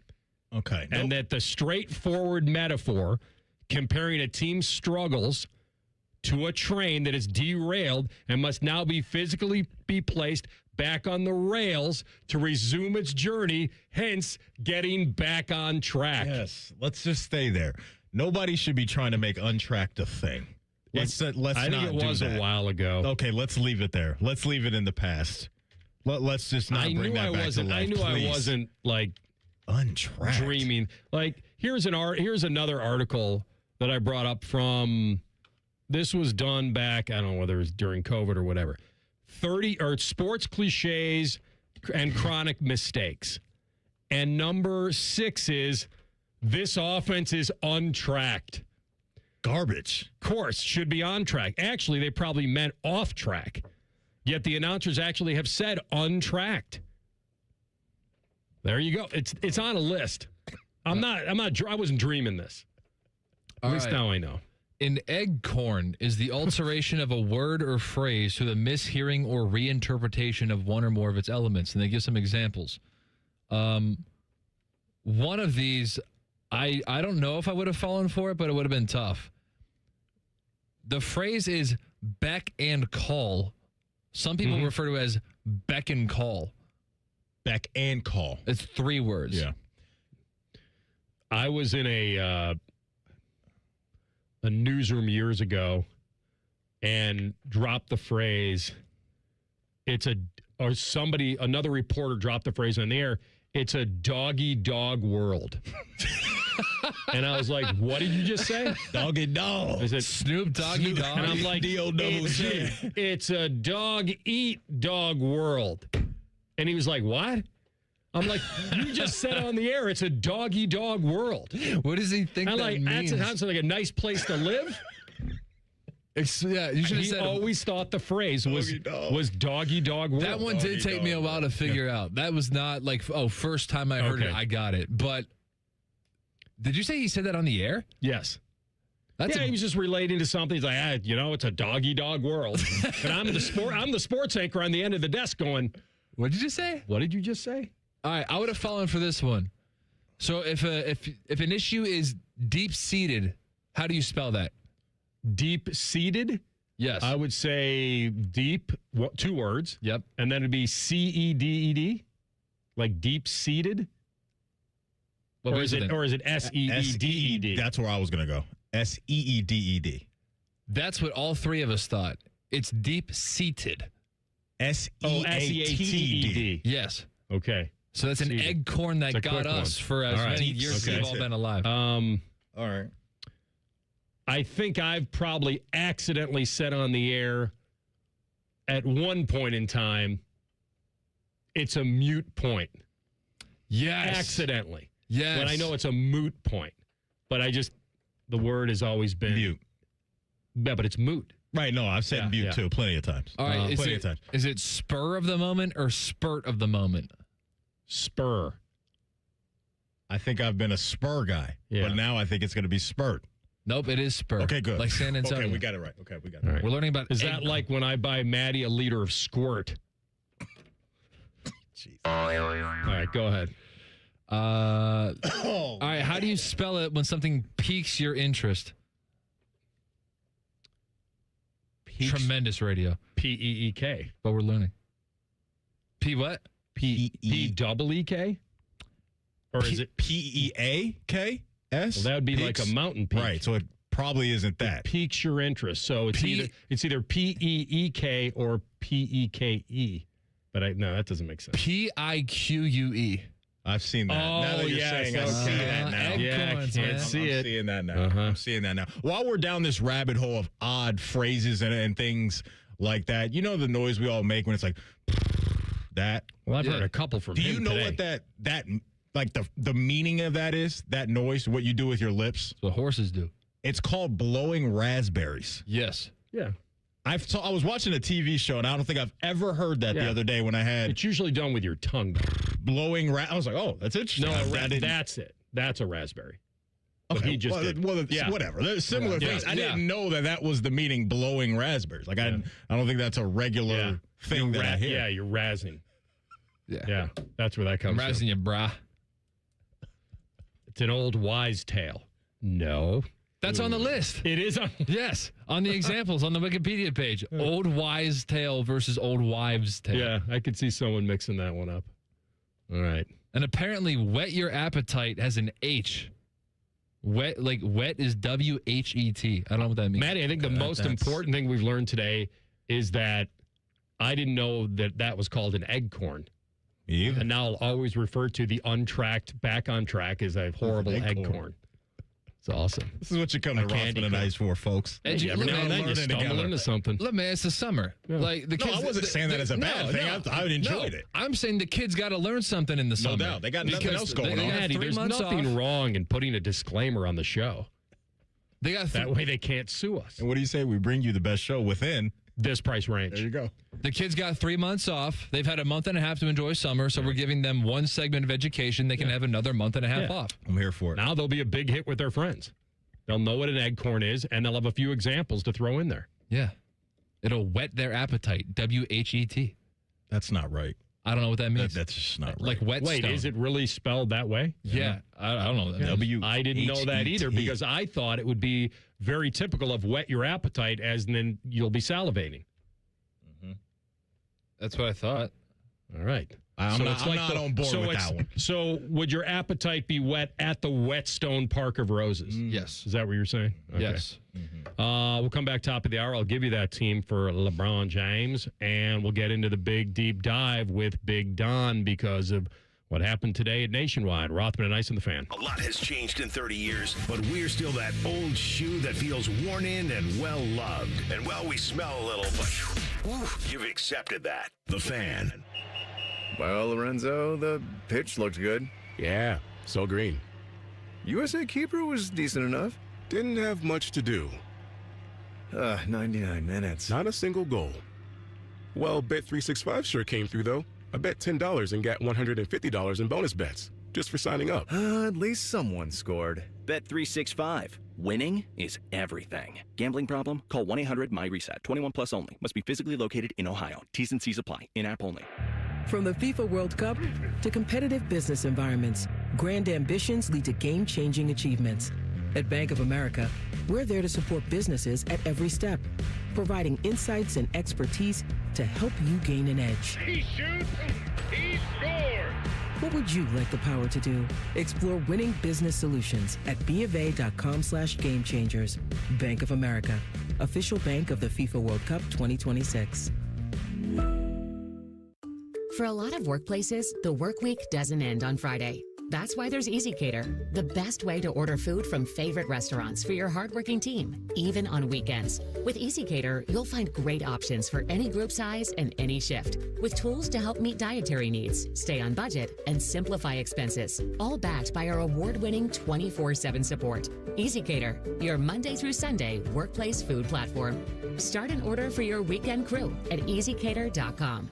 Hey, y'all. It's the Rocket Roger Clemens here. I spent years on the mound giving everything I had, and now I feel every inning in my knees, back, and shoulders. But I didn't want surgery, and I sure didn't want to be sidelined. That's why I turned to QC Kinetics. QC Kinetics Medical Director Dr. Christie and his team use regenerative treatments that help your body heal itself. No surgery, no meds, and no downtime. Whether you're teeing off at the club or chasing the grandkids around, QC Kinetics helps you get back to doing what you love. Call QC Kinetics now and schedule your free consultation. Natural joint pain relief with real results. Don't let the pain slow you down. I didn't, and neither should you. My friends at QC Kinetics, they'll take care of you. Call QC Kinetics today and schedule your free consultation. QC Kinetics. Call QC Kinetics, 380-208-4544. That's 380-208-4544. 380-208-4544. Veterans and active duty service members, when your call to service ends, your mission doesn't have to. Go from GI to IT in just a few months at My Computer Career. Prepare for a high-demand career in cybersecurity,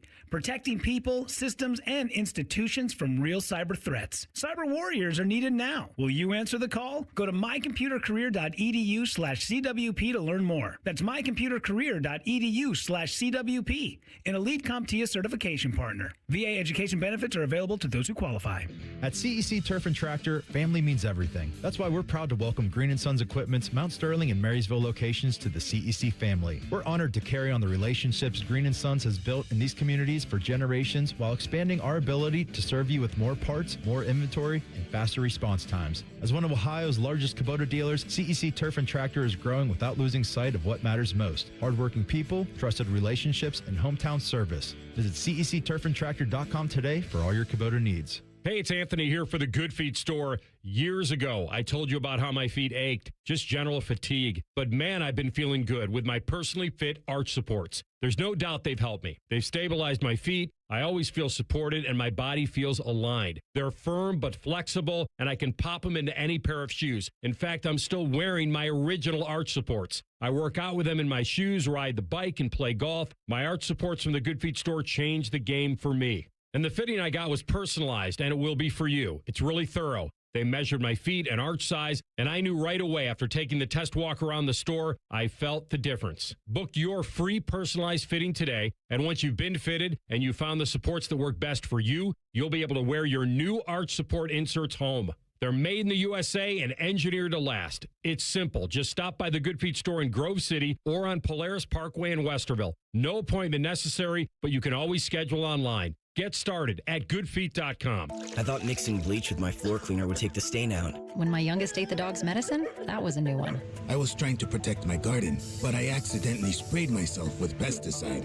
So I called 1-800-222-1222, the poison helpline. A poison expert helped me figure out what to do next. I was connected to someone who spoke Spanish. They answered my questions. It was free. It was confidential. It was real help in real time. Keep the poison experts in your pocket. 1-800-222-1222.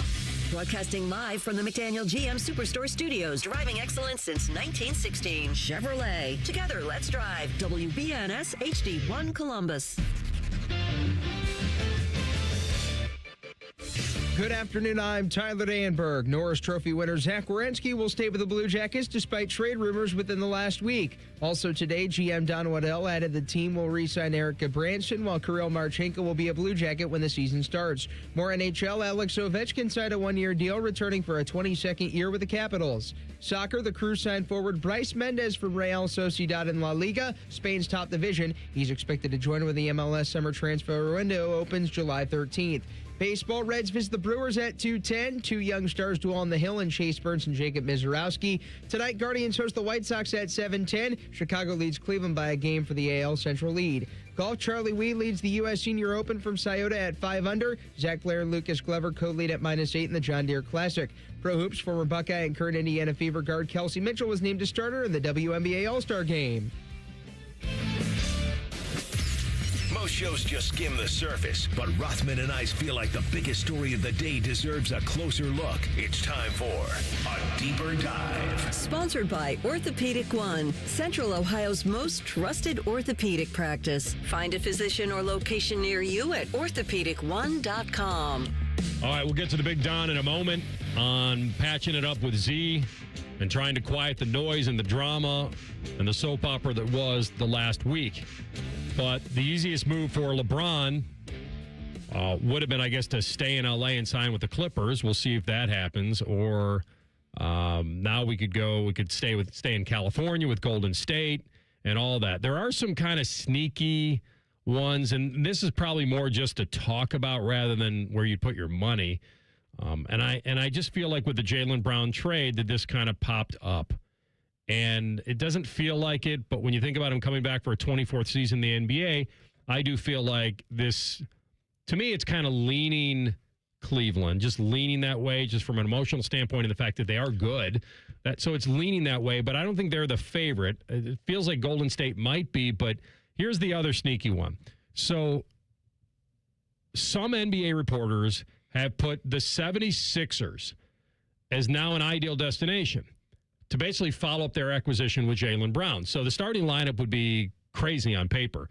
You think about what they would have with Joel Embiid, you add LeBron, Jaylen Brown, VJ Edgecombe, Tyrese Maxey, and that's a squad. That's a squad. I mean, without him, yeah, they're going to be nice. They're a finals now caliber roster. I agree. If they can stay healthy, but that's the if with everybody. You add him, and it's automatic in a way where you'd think like anything other than an Eastern Conference final would be a failure. But he's listening to offers from around the league, and this situation could now vault up the list. Mm-hmm. Did you think of that after Jaylen got traded, or are the Sixers still kind of way out there? It crossed my mind, and like I want to give you some credit because the other day we talked about Brown, and I was like, I've never seen the man sign for anything less than the max. Nothing less than the max. And Shams last night comes out and reports that, I know TLC's got some quick sound bites about maybe the timeline of this, but Shams reported as well that I guess Braun's on board with signing the minimum, not even just like the mid-level exception, but the minimum. So I think that brings almost everybody into play.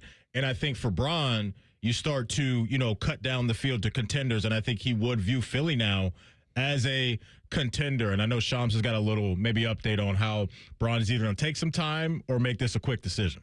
After LeBron James' decision to leave the Lakers on Tuesday, he returned back to the golf course. And so clearly LeBron James is not in a rush right now to make a decision. He's evaluating everything, but his biggest priority in all this is finding a team where he feels like he's going to have a chance to play meaningful basketball, compete for a championship. My understanding is this will not be a financially driven money decision. And so his agent, Rich Paul, has been getting about a dozen pitches ever since free agency opened at 6 p.m. Eastern time on Monday. But when I talk to teams around the league, 3 stand out during this process. That's the Golden State Warriors, Cleveland Cavaliers, and the Miami Heat. So LeBron James will take probably the next few days to sift through all that, figure out exactly where he's at. There is no timetable. I will say, though, I have listened to Rich Paul on his own podcast on Game Over, and he's given hints along the way this year about how the Lakers situation was looking. I do have a hunch that we might get some more hints along the way here the next few days. Okay. All 3 of those teams that he listed, I think, would be fun. You add Philly to that. I think either place for him would be great stuff, and watching him hoop at the highest level. I think it would be awesome at either any one of those stops they are. It was a guess by me as far as him taking less or taking the mid-level exception, because when you think about $15 million annually, this isn't about what LeBron James needs money-wise, but nobody likes to leave $30-some-odd million on the table. Like, it's just, or more. And so now I actually think this actually helps what he said. It helps Cleveland. It does, because I think the Cavs, who are interested in another reunion with LeBron, I didn't think it was going to be easy. And now it sounds like Cleveland would have some work to do financially. And I didn't think the Cavs were expected to have this clean max salary slot waiting for the king to come home. Mm-hmm. And now if the reunion could be easier, that it would require either a mid-level type deal or some other roster maneuvering to create enough space. Now it does create a return home for sentimental reasons, for competitive reasons. It checks a lot of boxes. The narrative on that he took less to do it, it now makes even more sense for me, because it's more complicated if he wants a lot of money. It feels and sounds like it's about ball and trying to get another chip. I think right now the Cavs would be third in the pecking order of the four, in my mind, that are legit contenders. I think it would go Philly, Miami, then Cleveland with the addition of LeBron. If Jaylen Brown was there, then I think I'd feel better about the Cleveland thing. He may be looking at Donovan Mitchell and Harden and Mobley and those guys and saying, I can win with those guys.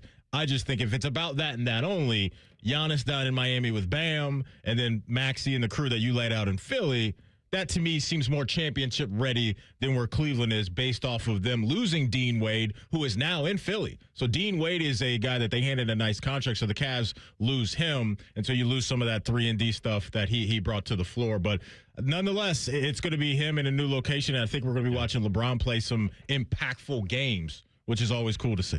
It would be fun. I mean, it certainly wasn't fun watching them get swept away, especially in that building when I was up there, and I thought, oh, no one's winning in here tonight except them. And the Knicks were just too good. They were so resilient. They never quit. They were down so many times. You couldn't kill them. You couldn't slam. Like, it was just weird. And I rarely get caught up in that. And you and I brought up the example of the Super Bowl, Ravens and Niners, and how it feels pre-game. Yeah. And then when a ball gets kicked off or tipped up or whatever it is, then it's all between the lines, man. The Knicks were absolutely on fire. What'd they win? They are 13, 14 games in a row or something like that in the playoffs. And they've had the chemistry that they built up for years. That core had been together not only for the last couple of years in New York, but in college, too, for some of those guys. You mentioned the Knicks. Did you see that Travis Kelce and Taylor Swift invited the starting lineup of the New York Knicks to their wedding, but no other members of the team?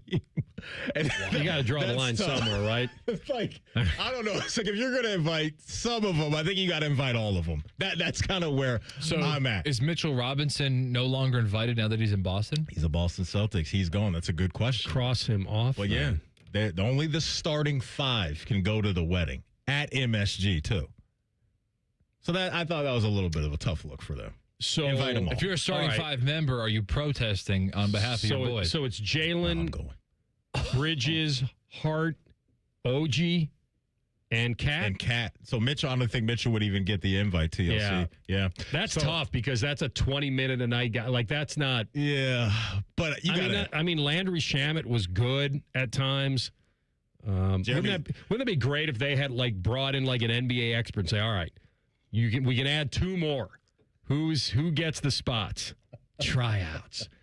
That is weak, but you'd have to add, by the way, a lot of these are coaches' decisions, did not play, but 1, 2, 3, 4, 5, 6, 7, 8, 9. Tryouts. So 10 more. So 10 are on the outside looking in. They got the money to do it. That's not an issue. They can't use that as an excuse. That can't be a money issue. Billions. I mean, she can buy anything she wants. It's just it's actually how they want it. I was always surprised they wanted to get married in MSG, but she's got the New York feel and the ties. Yeah. She did not wear New York gear, Knicks gear, to that Cleveland game that I attended. She let Travis get his Cleveland on, and she did not. She did have on a cool New York Knicks-ish shirt that said Stevie Nicks on it in Knicks colors, which I thought was cool. But that was at MSG. That was MSG, right, where they all went into the Nickelback. And then can't do that in her Man City. Yeah, she would have gotten Travis isn't I think having she that. would have gotten half heckled. If she wore Knicks gear and he wore Cleveland gear, I mean, I actually thought it would be probably kind of fun to do that, but I don't think she wanted to get all involved in that. I don't think you heckle Taylor Swift, do you? Well, if they were giving tickets, if you're in the upper bowl, hey Taylor. I mean, if they were given tickets, you can't. They were on the floor. Yeah, you can't be like, hey, thanks. Mm-hmm. Thanks for letting us down here. Oh, I'm going to wear the other team's gear. She waited till they got to the final, and then it was all on.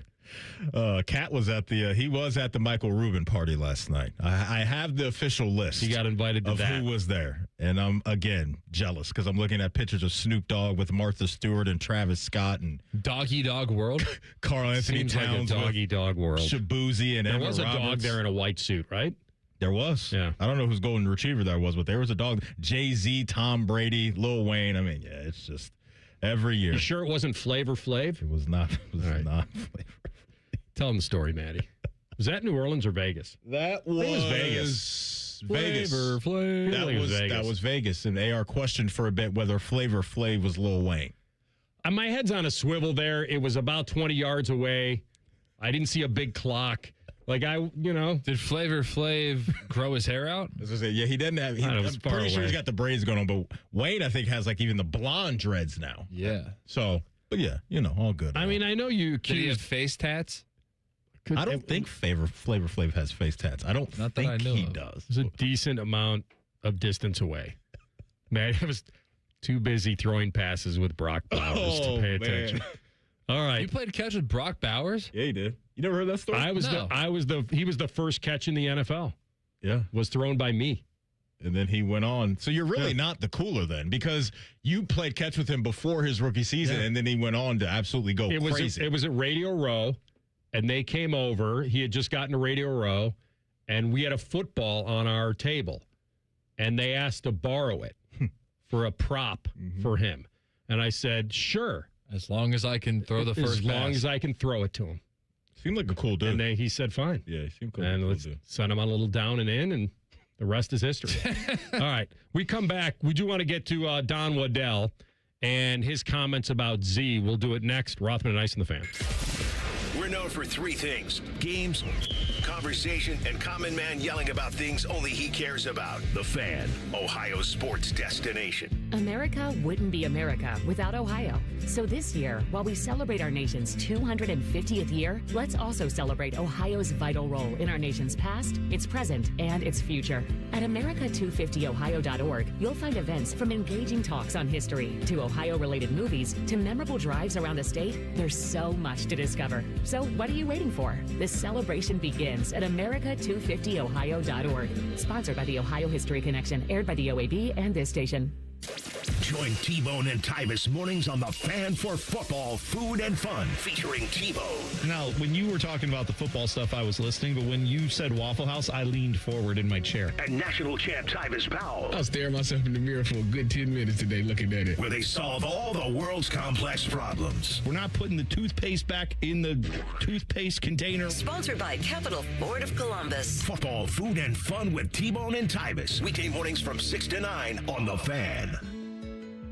This year, America celebrates 250 years of hard work, determination, and people who built something meant to stand the test of time. That same spirit lives right here in Central Ohio. In 1992, a 22-year-old named Tim Newman climbed onto a roof with a simple goal: do honest work, treat people right, and never cut corners. One roof became hundreds, hundreds became thousands, and every job was built on the same promise: a handshake you can trust. Today, a third generation of the Newman family is helping carrying that legacy forward, making sure the company will be here for your family, just like it's been for your neighbors for more than 3 decades.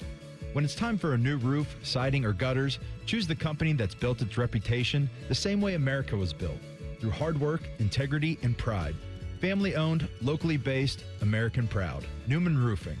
Call Newman Roofing today at 614-NEW-ROOF or visit online at newmanroofing.com. Don't just get a new roof, get a Newman roof. People don't realize that glaucoma is one of the leading causes of blindness. Because there are often no early symptoms, nearly half of those with glaucoma may not even know they have it until vision loss has occurred. I was diagnosed with normal tension glaucoma in July of 2020. And what we found out at that point was I had already lost 40% of my sight. You think it only affects people that are, 75 or older, retired, grandparents, and that's not the reality of it. I didn't think at all glaucoma was going to affect me because I didn't know of anyone that had glaucoma, no one in my family. When you have glaucoma, you can't get back that sight that you lost. And so early detection and treatment is vitally, vitally important. Don't miss life's most beautiful moments. Schedule an eye exam today. National Glaucoma Research, a Bright Focus Foundation program, offers free resources and tips for healthy vision. Learn how to protect your sight at stopglaucoma.org. Cuts to university research funding could soon put the research pipeline for cancer and technology breakthroughs at risk. Sally Kornbluth, MIT president, is sharing why basic research matters far beyond the lab. Some of the biggest breakthroughs in modern life began with scientists at universities asking big questions for the sake of deeper understanding. Their discoveries enabled new medicines, computing technologies, and communications networks that shape everyday life. This pipeline of discovery is now under pressure, threatening future medical and industrial innovation across Ohio research institutions. If federal research funding keeps dropping, it risks slowing medical progress and undermining innovations in fields from biotech to aerospace. Protecting discovery research is key to maintaining America's edge in global science. You don't have to understand how science works to love what it can do. To learn more about this effort, visit curiositymission.org. All your favorite fan shows are on YouTube, along with those fake YouTube ads like Chew This Gum and It Grows New Teeth. Experience the splendor of Bo sitting in his closet, Timmy Hall's gouty gold chains, and Matty Ice wearing a coat in 90-degree weather. It's all there. Head to YouTube and subscribe today. Fan weather. From the Logan AC and Heat Services Weather Center. Warm and muggy to start, and sunny and hot this afternoon with highs in the upper 90s and feels like well into the triple digits. For tonight, mostly clear overnight with our lows in the 70s, and then for Friday, we close out the work week with sunny skies and very, very hot temperatures in the 90s with feels like climbing into the triple digits, so keep those ways to stay cool. For The Fan, I'm meteorologist Meredith Garfalo with the 10 Weather Impact Forecast. Common Man, a radio veteran, has a large hemorrhoid. Timmy Hall, a good, clean boy, moonlights as man's hemorrhoid. Common Man and Timmy. Weekdays at 3. The Fan. Rothman and Ice present Please Snap Leads. Sponsored by Dr. Mark Levy. If you're snoring and not sleeping, call Dr. Mark Levy today at 1-800-MORE-SLEEP. All right, somehow they, whatever analogy you want to make, they put the toothpaste back in the tube or the genie back in the bottle. They made the water go back up the faucet. They did something here. I don't even think this... I like that. That's a new one for me. I never thought it should have gotten to this point. There's still a mystery out there. Yeah. We played a press conference today for a half an hour, and I never got the answer to, if he didn't ask for a trade, the only thing I can come to, and I just would have loved to hear it from Don because he had to do his job. With all due respect, he had to do his job. But Zach had 2 years left. And I've always said, and I've said it for a week, that he earned the right to not know today how he'll feel in a year. Now, that doesn't mean a GM stops doing his job. This is what Don did. There must have been some hesitation, clearly, that Zach wasn't sure that he'd want to sign long-term. Because think about it. This was never asking Zach, do you want to be a Jacket? This was probably asking Zach, hey, a year from now, we good? And him saying, well, show me. Let's see. I put in 10 ridiculously good years, and I like it here. My family likes it here. I want to win here, but I want to be assured we can win here. Oh, that's fair. And I've got a coach on a one-year deal. And so I thought it was always unfair. Now, I think he was honest with the Jackets. And I think that honesty got this ball rolling. Yep. And maybe the Jackets felt like, hey, we got to do right by us. Maybe his value will maybe never be higher. I think it'll still be very high next year. But his value will never be higher. And if we can move him now, if he's giving us some hesitation on whether he wants to be a lifelong Jacket, then let's go to work. My guess is he got some parameters from the agent, some parameters. Maybe not a specific list, but certain parameters. Makes sense. And that Don went and explored a trade. Yeah. And guess what happened? Don got a trade. From Dallas. And he went back to Zach and said, hey, what do you think? No, I never wanted to leave this year. And I don't want to go now. Now, if he really wanted to leave, my gut is that Don would have held his cards, not had this presser, and gotten to work over the next several weeks with Toronto and Tampa and hold his ground and see who's going to ante up to get that thing to a good value. And then maybe he'd walk that back to Zach and say, would you go to one of these teams? But Zach would have to reiterate, that's not my hope and dream, is to leave this year and go to another team. He could have just not been honest with him and said, everything's fine. Get the pen ready in a year. And then he didn't. And the issue, I think, was forced because the club did what they wanted to do. And as I said earlier, it's a dangerous game to play when you're shopping the best player in your franchise and he's not ready to go. Yeah. And so I think it got out, probably leaked out the back door with Dallas or whoever was involved in this. And then when it became public, Zach becomes public enemy number one. The fans throw under the bus. The media's taking cheap shots and blaming him for the collapse, and because they assumed he was gone and felt it was open season. And after they got the news he didn't want to be traded to Dallas, well, now you realize you backed the wrong horse and you got to pull everything back. Yeah. Well said, and I agree with what you said, brother. And it's odd, AR, because coming out of the press conference today, I know TLC's getting ready to fire off some big Don sound bites. I still feel the same way I felt prior to the press conference. Because while, yes, we heard today that this is going to be a fixed issue at least for a year, the pessimist in me won't allow my mind to go completely to the other side, that this is completely fixed now and that we're not going to be revisiting the same conversation a year from now, because I think that's where we're going to be. I don't think he said that today, that he felt like, I think it's okay for now. We're going to go back to work, which is what they should have done anyway. Right. And this shouldn't even been a conversation today. And that's why I still feel a little uneasy about this, and I probably will feel this way for an entire season. But that's fine. That's just where we're at. Mm-hmm. And if those guys over there are okay with this to a certain degree hovering over them, then fine. I think Z, with the way that he's wired, that dude can go out there, lock in on what he needs to do, and just be the Zach Werenski we know he can be. But it's just not as clear as I would like it to be right now. But it ain't about me. It's not about me. But I'm a pessimist in certain situations, and this is one of them right now, because I just don't feel great about it, even coming out of the press conference this morning. Let me play you two sides of that. Let's say that, because they can't extend him now anyway. Yep. But let's say there was a conversation, and we had Don on last week, and I say to Don, hey, how'd your conversation with Zach go around the Norris Trophy? And he goes, outstanding. Oh, he loves it here. Mm-hmm. So happy. Obviously we can't do anything now, but everything's great. Zach wants to win. He loves it here. And then they go out this year and they have a poor year. Well, we're not going to hold Zach to that. That'd be year 11 if they don't make the playoffs the 7th straight year. And what if they run out this year and they have some unfortunate stuff or whatever happens and they're a 85-point hockey team and they miss the playoffs? Okay, so we're going to hold them to what they're saying today? No, that's why I kept saying this conversation needed to happen a year from now. The sad part is it got out.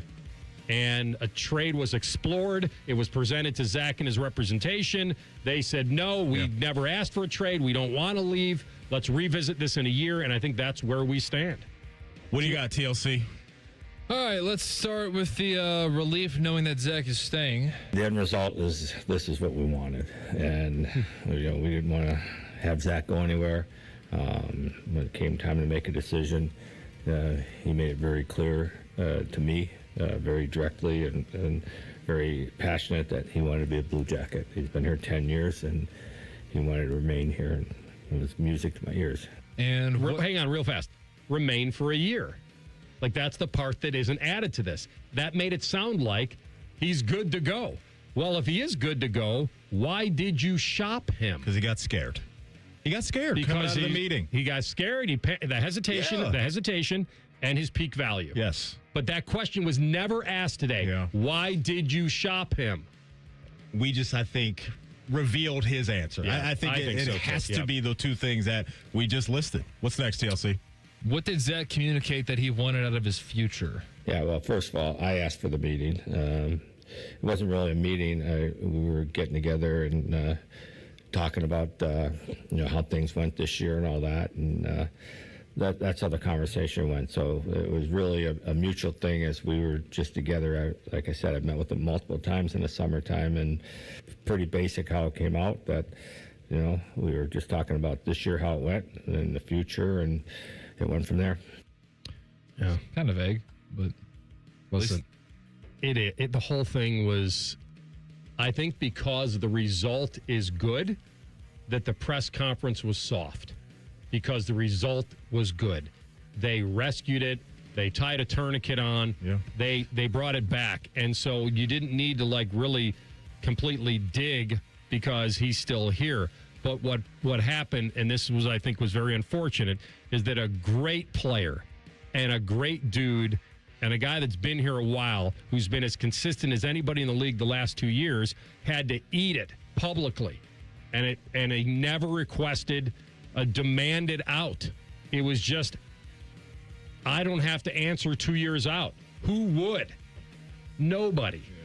Yeah. And so it got mishandled that way, and maybe it's a lesson learned by all, that when you start exploring and you get something, that it can leak out the back door, and I think it did. One thing that was encouraging to hear in the press conference was it does sound like the communication between all parties involved has been very good, because sometimes these things can happen, and a guy, you can ruffle his feathers, and that can turn him off, and then he doesn't want to talk to you, and just that can snowball in a bad way. 100%. So the fact that they're not there and they're on a similar page about communication, I think, is a pretty good thing. The other good thing, by the way, real fast, is that he got Eric Goodbranson for $1.75 million on 1 year. I actually really like that. I was kind of in the mindset of, Goody's going to get paid because of what he is. But now, if he can stay healthy, and that's the big if, then that's actually a very good re-sign today at that price call. It's a good call. And he was asked about Marchie, and he was like, there's 3 more pressing things right now on my plate. Yeah. That's what he said. Fance, Silly, Jet. Yeah. That cap space gets eaten quick. All right, we're going to come back. It's a Gold Jacket Thursday. And Maddie, Fredo, you broke my heart. But I love this dude. Morton Anderson. He did break my heart. He'll join us in 2 minutes. Rothman and Ice in the Fan. There are many reasons to hire Morgan & Morgan for your injury case. Here's reason 17. In today's new world, many law firms have had money injected into their firms by Wall Street, private equity, and other lenders. This money usually comes in at very, very high interest rates. It's one of the reasons you see so many lawyers advertising. I'm John Morgan. This money is expensive and the interest compounds quickly. These law firms can have a huge need for cash just to pay that debt. Why does it matter to you? My fear is your case is settled early and for far less than it's worth, just to service the loan that has mafia-like rates. Our financial strength is your advantage. That plus our reputation makes our firm your firm.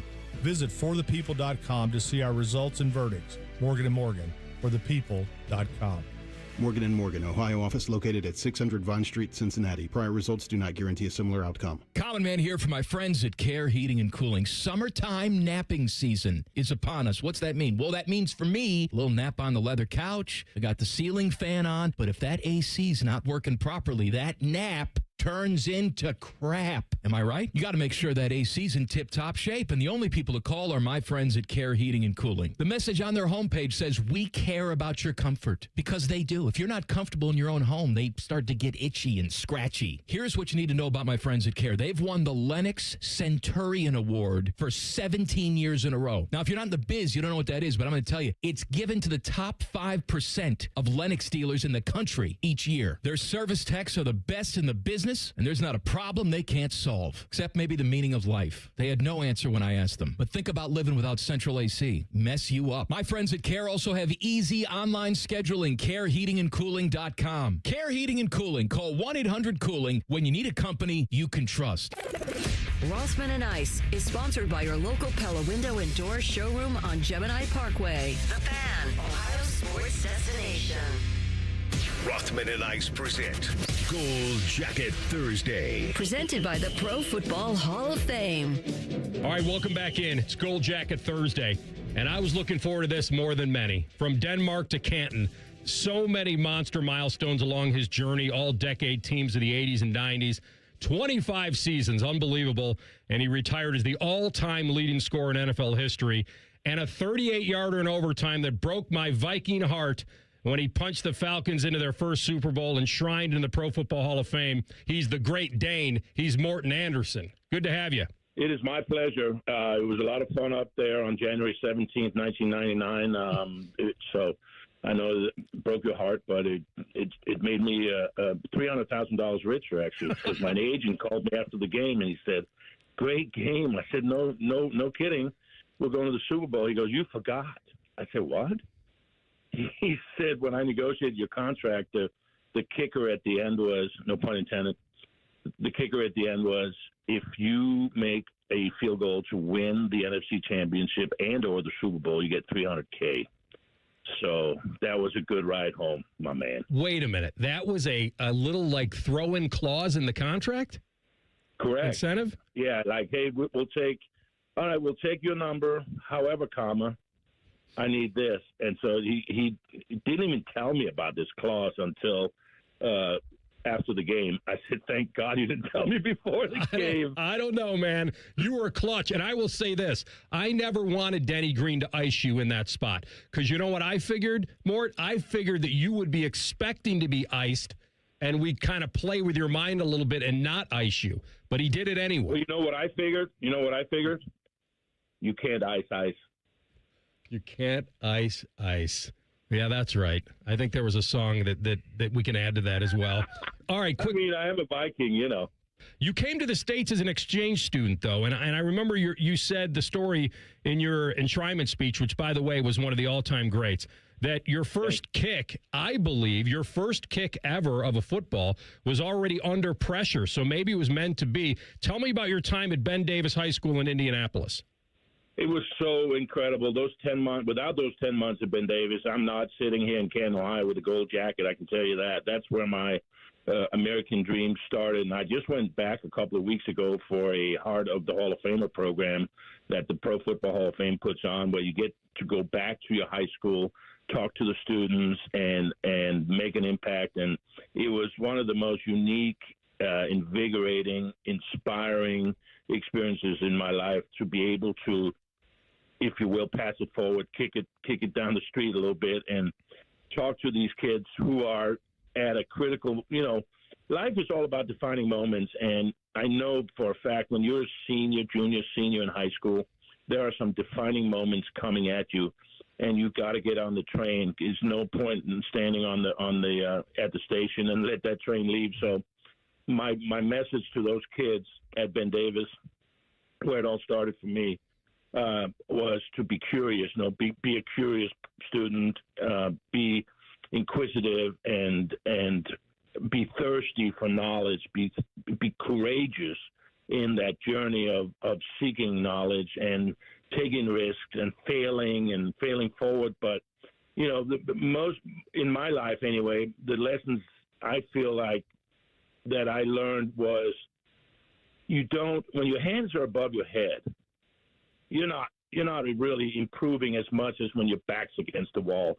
So my whole mantra, if you will, is to embrace the suck, embrace the world of suck, which, being a kicker, believe me, plenty of distasteful moments, very perceived high-pressure situations where you have to perform in a very short period of time. And I try to convey that to my Ben Davis, colleagues, students that, at a different stage of their life than me, obviously, having lived a long life already and being 64. How do you connect with people that are 17, kids that are 17, 18 years old and still trying to figure it out? And I think my message really, for anybody out there wanting to listen, and I know you have a lot of people listening, is to be, courageous and inquisitive, and really want to go take the journey and not be scared of making tough decisions. And you know what? If you fail, okay, good. It means you're living, and it means you're improving. Does that make sense? Absolutely. No doubt about it. It's good stuff right there. Morton, take us inside the moment where you really said to yourself, I'm going to pursue kicking, and I'm going to go all in with being one of the best kickers of all time. When was that moment, and why did that moment happen, you believe?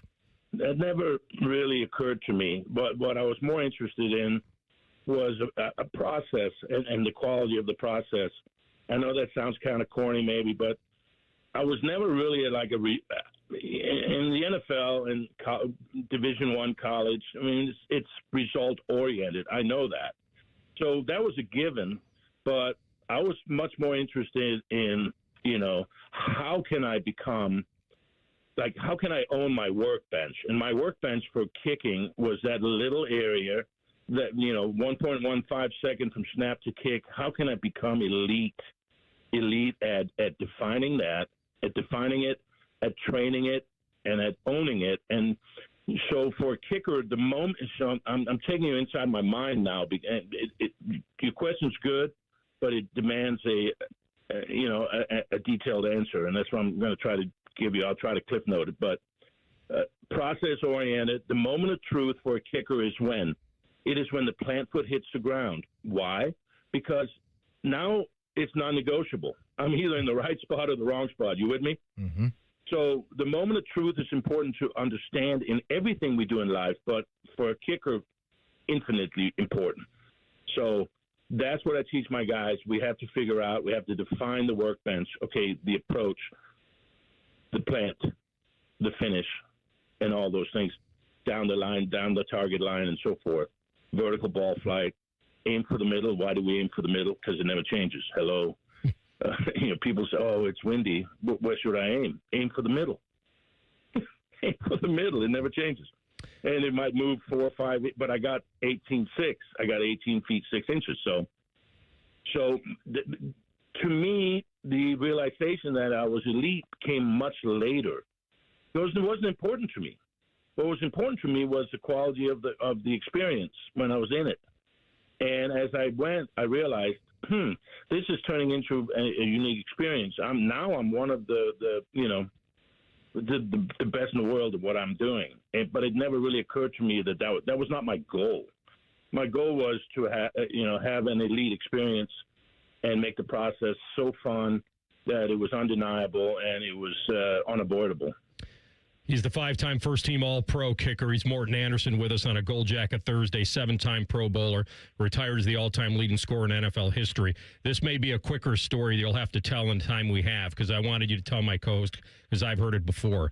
This was not a done deal. You were, as they say, on the beach. You may not have had a chance, but this was a milestone that you really wanted, though. You wanted to be able to be the all-time leading scorer when you retired. Were you? That is correct. And you were concerned at the time because you were essentially almost forced retired, I guess. That is correct. You're spot on with that. And there are times when you have to put a carrot out there and say, "Hey, man, what is the purpose here?" Because for 20 months in a public park, people are looking at me like, "Hey, you had a good run, Morton. What are we doing here?" And I had to defer to little leaguers who needed the field. You talk about humbling. You go from playing for the Vikings in 2004 to practicing 4 times in a public park every week, but only if the field was available, and you could get somebody to unlock the gate. I mean, you're talking from 1 month to the next. I played 23 years in the league, and now I'm here, and the phone's not ringing. I mean, that was. You talk about a gut check, you talk about back against the wall. And I'm 70, and to your point, I'm 77 points away from being the all-time leading scorer in the history of the game. You have to go and get that. You have to. Yeah. And by all means necessary. And people called me absolutely nuts. You're certifiably crazy, and I probably was. There was a very thin line between excellence and insanity. So, I mean, and I was. I mean, when I look back on those 20 months, I said there were times when I was a selfish bastard. I'm a narcissist, but without having been that, I wouldn't have gotten to where I needed to go. And kudos to the wife and the kids for allowing me to do that. Incredibly inspiring. You were 80% for 25 years. Can you tell me in 10 seconds? I told my co-host friend here about the era of barefoot kickers, and he looked at me like I was crazy. You ever try it? I mean, not on a beach. You were in the era of some barefoot kickers. First of all, I'm an opportunist, okay, and I believe in free enterprise. So being barefoot, you can't get a shoe contract. Let's just leave it at that. That's a great answer. That's it. That's all. That's awesome. I will say that I re-listened to your speech. And what you give will grow and what you keep will perish. will stay with me forever. Be well, and I would love to have you back on because your stories are tremendous. Anytime. It was a great visit. Thank you. You got it. Morton Anderson, Hall of Fame kicker, who broke my heart in the late 90s. We did it to ourselves, though. We did. You know we what had we the should game. do? We should have like a segment dedicated to athletes that have broken our hearts or specific teams that have broken our hearts. Because I think everybody listening can think about a guy or a team that you just could never beat, or every time you saw that guy, he just went off. And so Morton Anderson is one of those guys. The heartbreak just lives on. It was a one-timer. Yeah. And, if I ever see him up there in Canton, I'm just going to say, I know it was you, Mort. I know it was you. You broke my heart. You broke my heart. We'll come back and tell the truth. Rothman and Ice and the Fan. Head to 971thefan.com to listen on demand and subscribe to all our podcasts. Wasting time has never been easier. The Fan, Ohio sports destination. Performance matters in intimate moments. Don't let ED ruin them.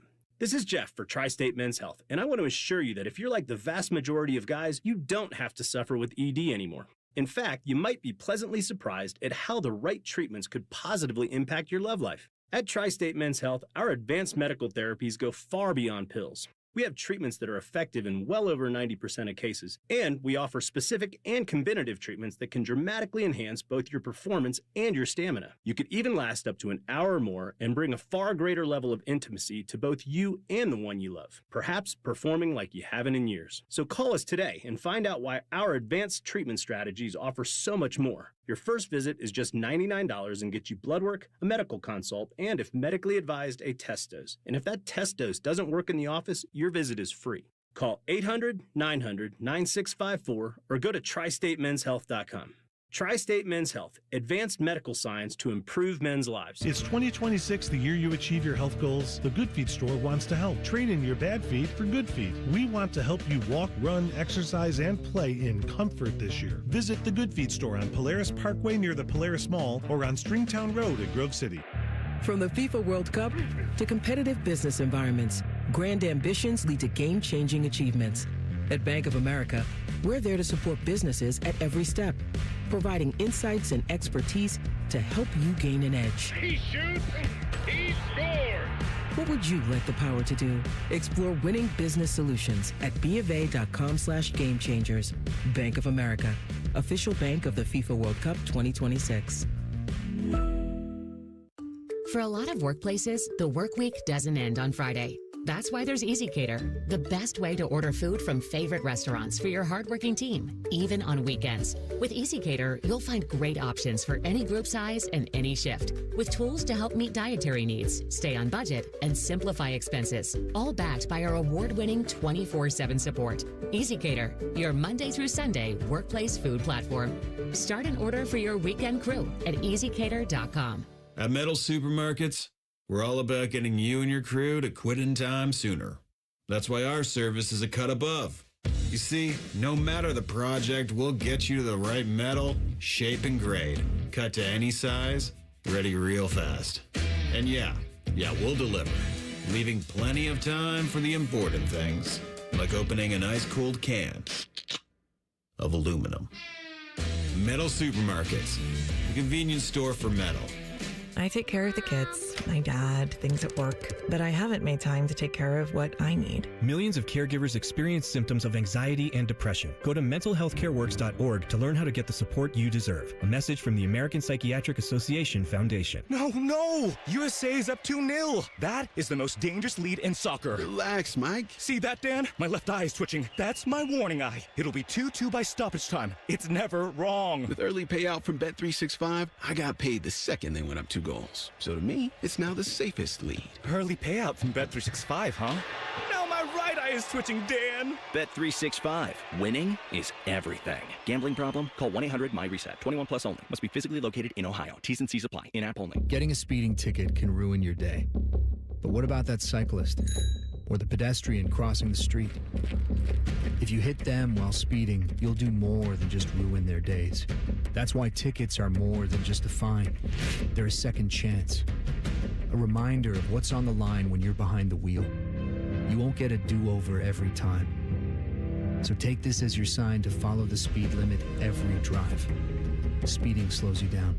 Paid for by NHTSA. Join our degenerate gambler Steve Biddle at Scotty Vegas every Sunday morning at 9 for On the Money. Presented by Krieger Ford. Your best bet for a new car or truck. Visit Krieger Ford on Morse Road today or go online at KriegerFord.com. The Fan Poll is sponsored by JT's Pizza and Pub, home of award-winning pizza and $2 tall boys. All day, every day.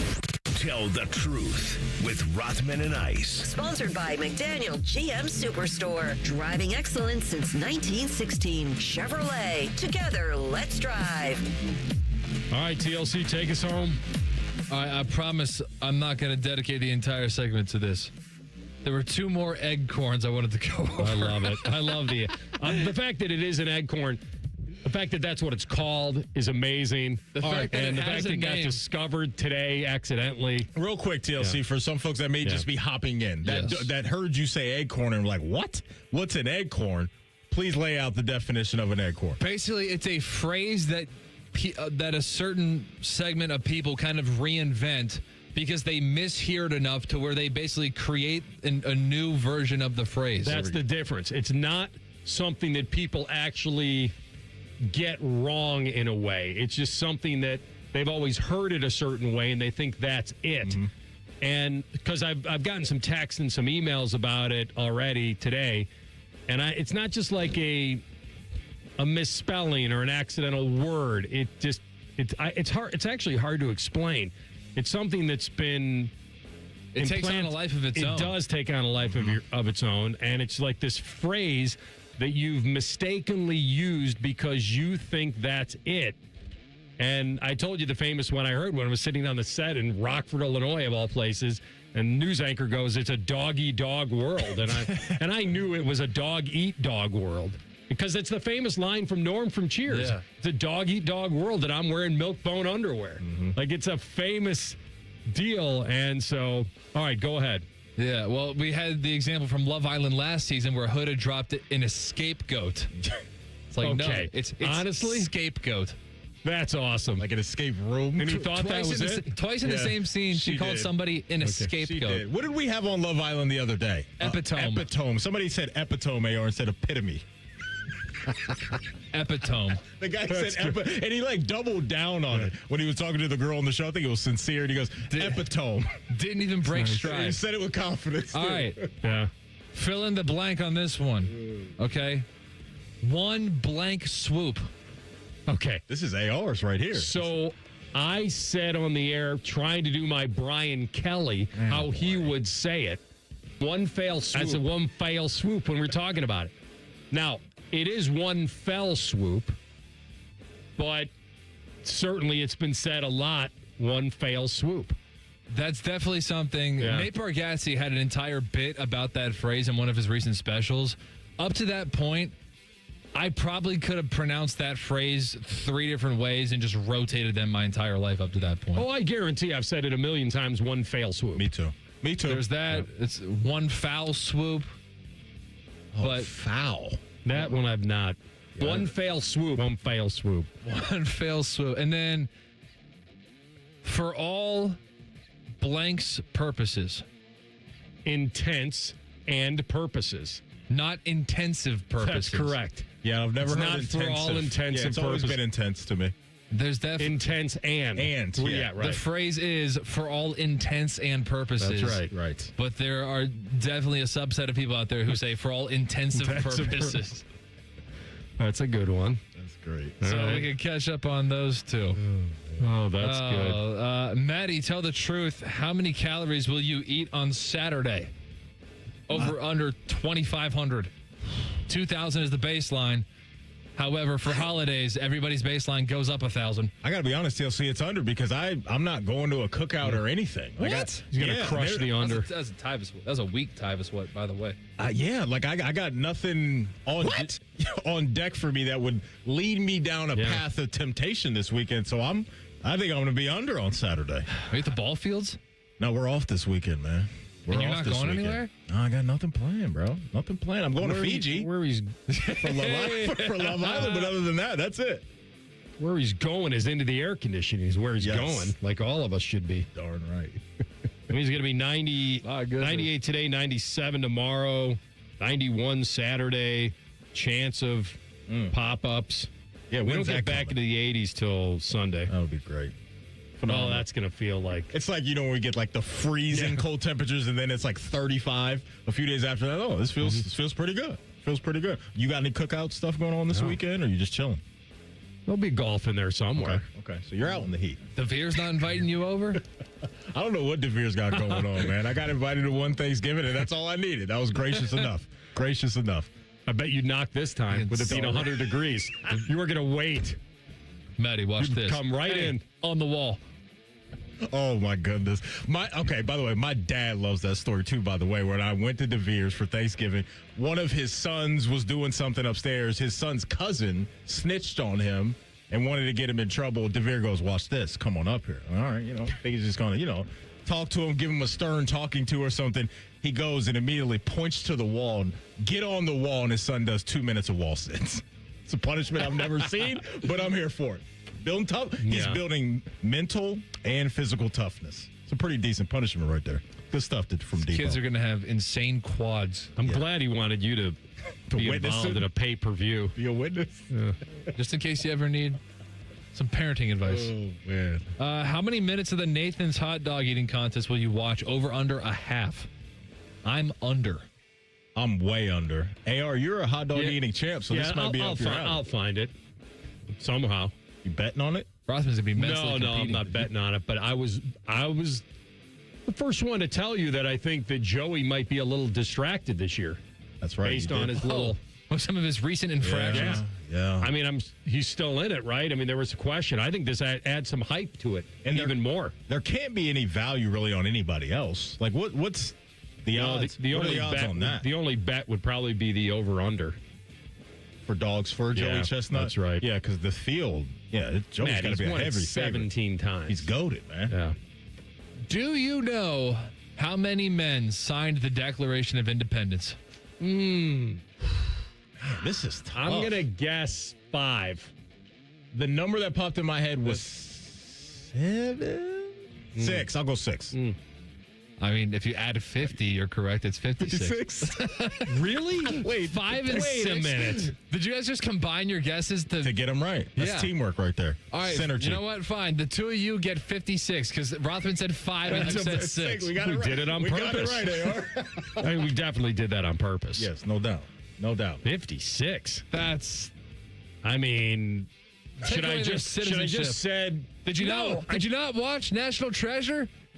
I have watched that, but it's my favorite movie series. Yeah, but it's basically just give me your John Hancock on here, and away we go. Okay. National Treasure is my favorite movie. How many did series. they get to a trilogy? No, dude. There's so many rumors about a third. There have been for like 20 years. They never got to Who's it. the leading actor in that? Nicolas Cage. That's right. I just figured maybe Maddie and I figured that 5 or 6 was all the important ones. No doubt. Hey, Chad, can you believe this? We got to go. Common Man and Timmy coming up next. If you missed the Don Waddell presser, wherever you get your podcast, type in Rothman Ice. You can catch up on all that. Brandon Beam in the house for Timmy today. Have a great weekend. Hold on. It's technically Friday. And I am looking at a half-empty bottle of Cavatier, which means that we are just about out of time. Enjoy, be safe, have fun, and stay cool. Rothman and Ice on the Fan. Unlike your deadbeat uncle, we'll never leave you stranded in a ditch when you were 6. This promo may have been a touch too specific. The Fan.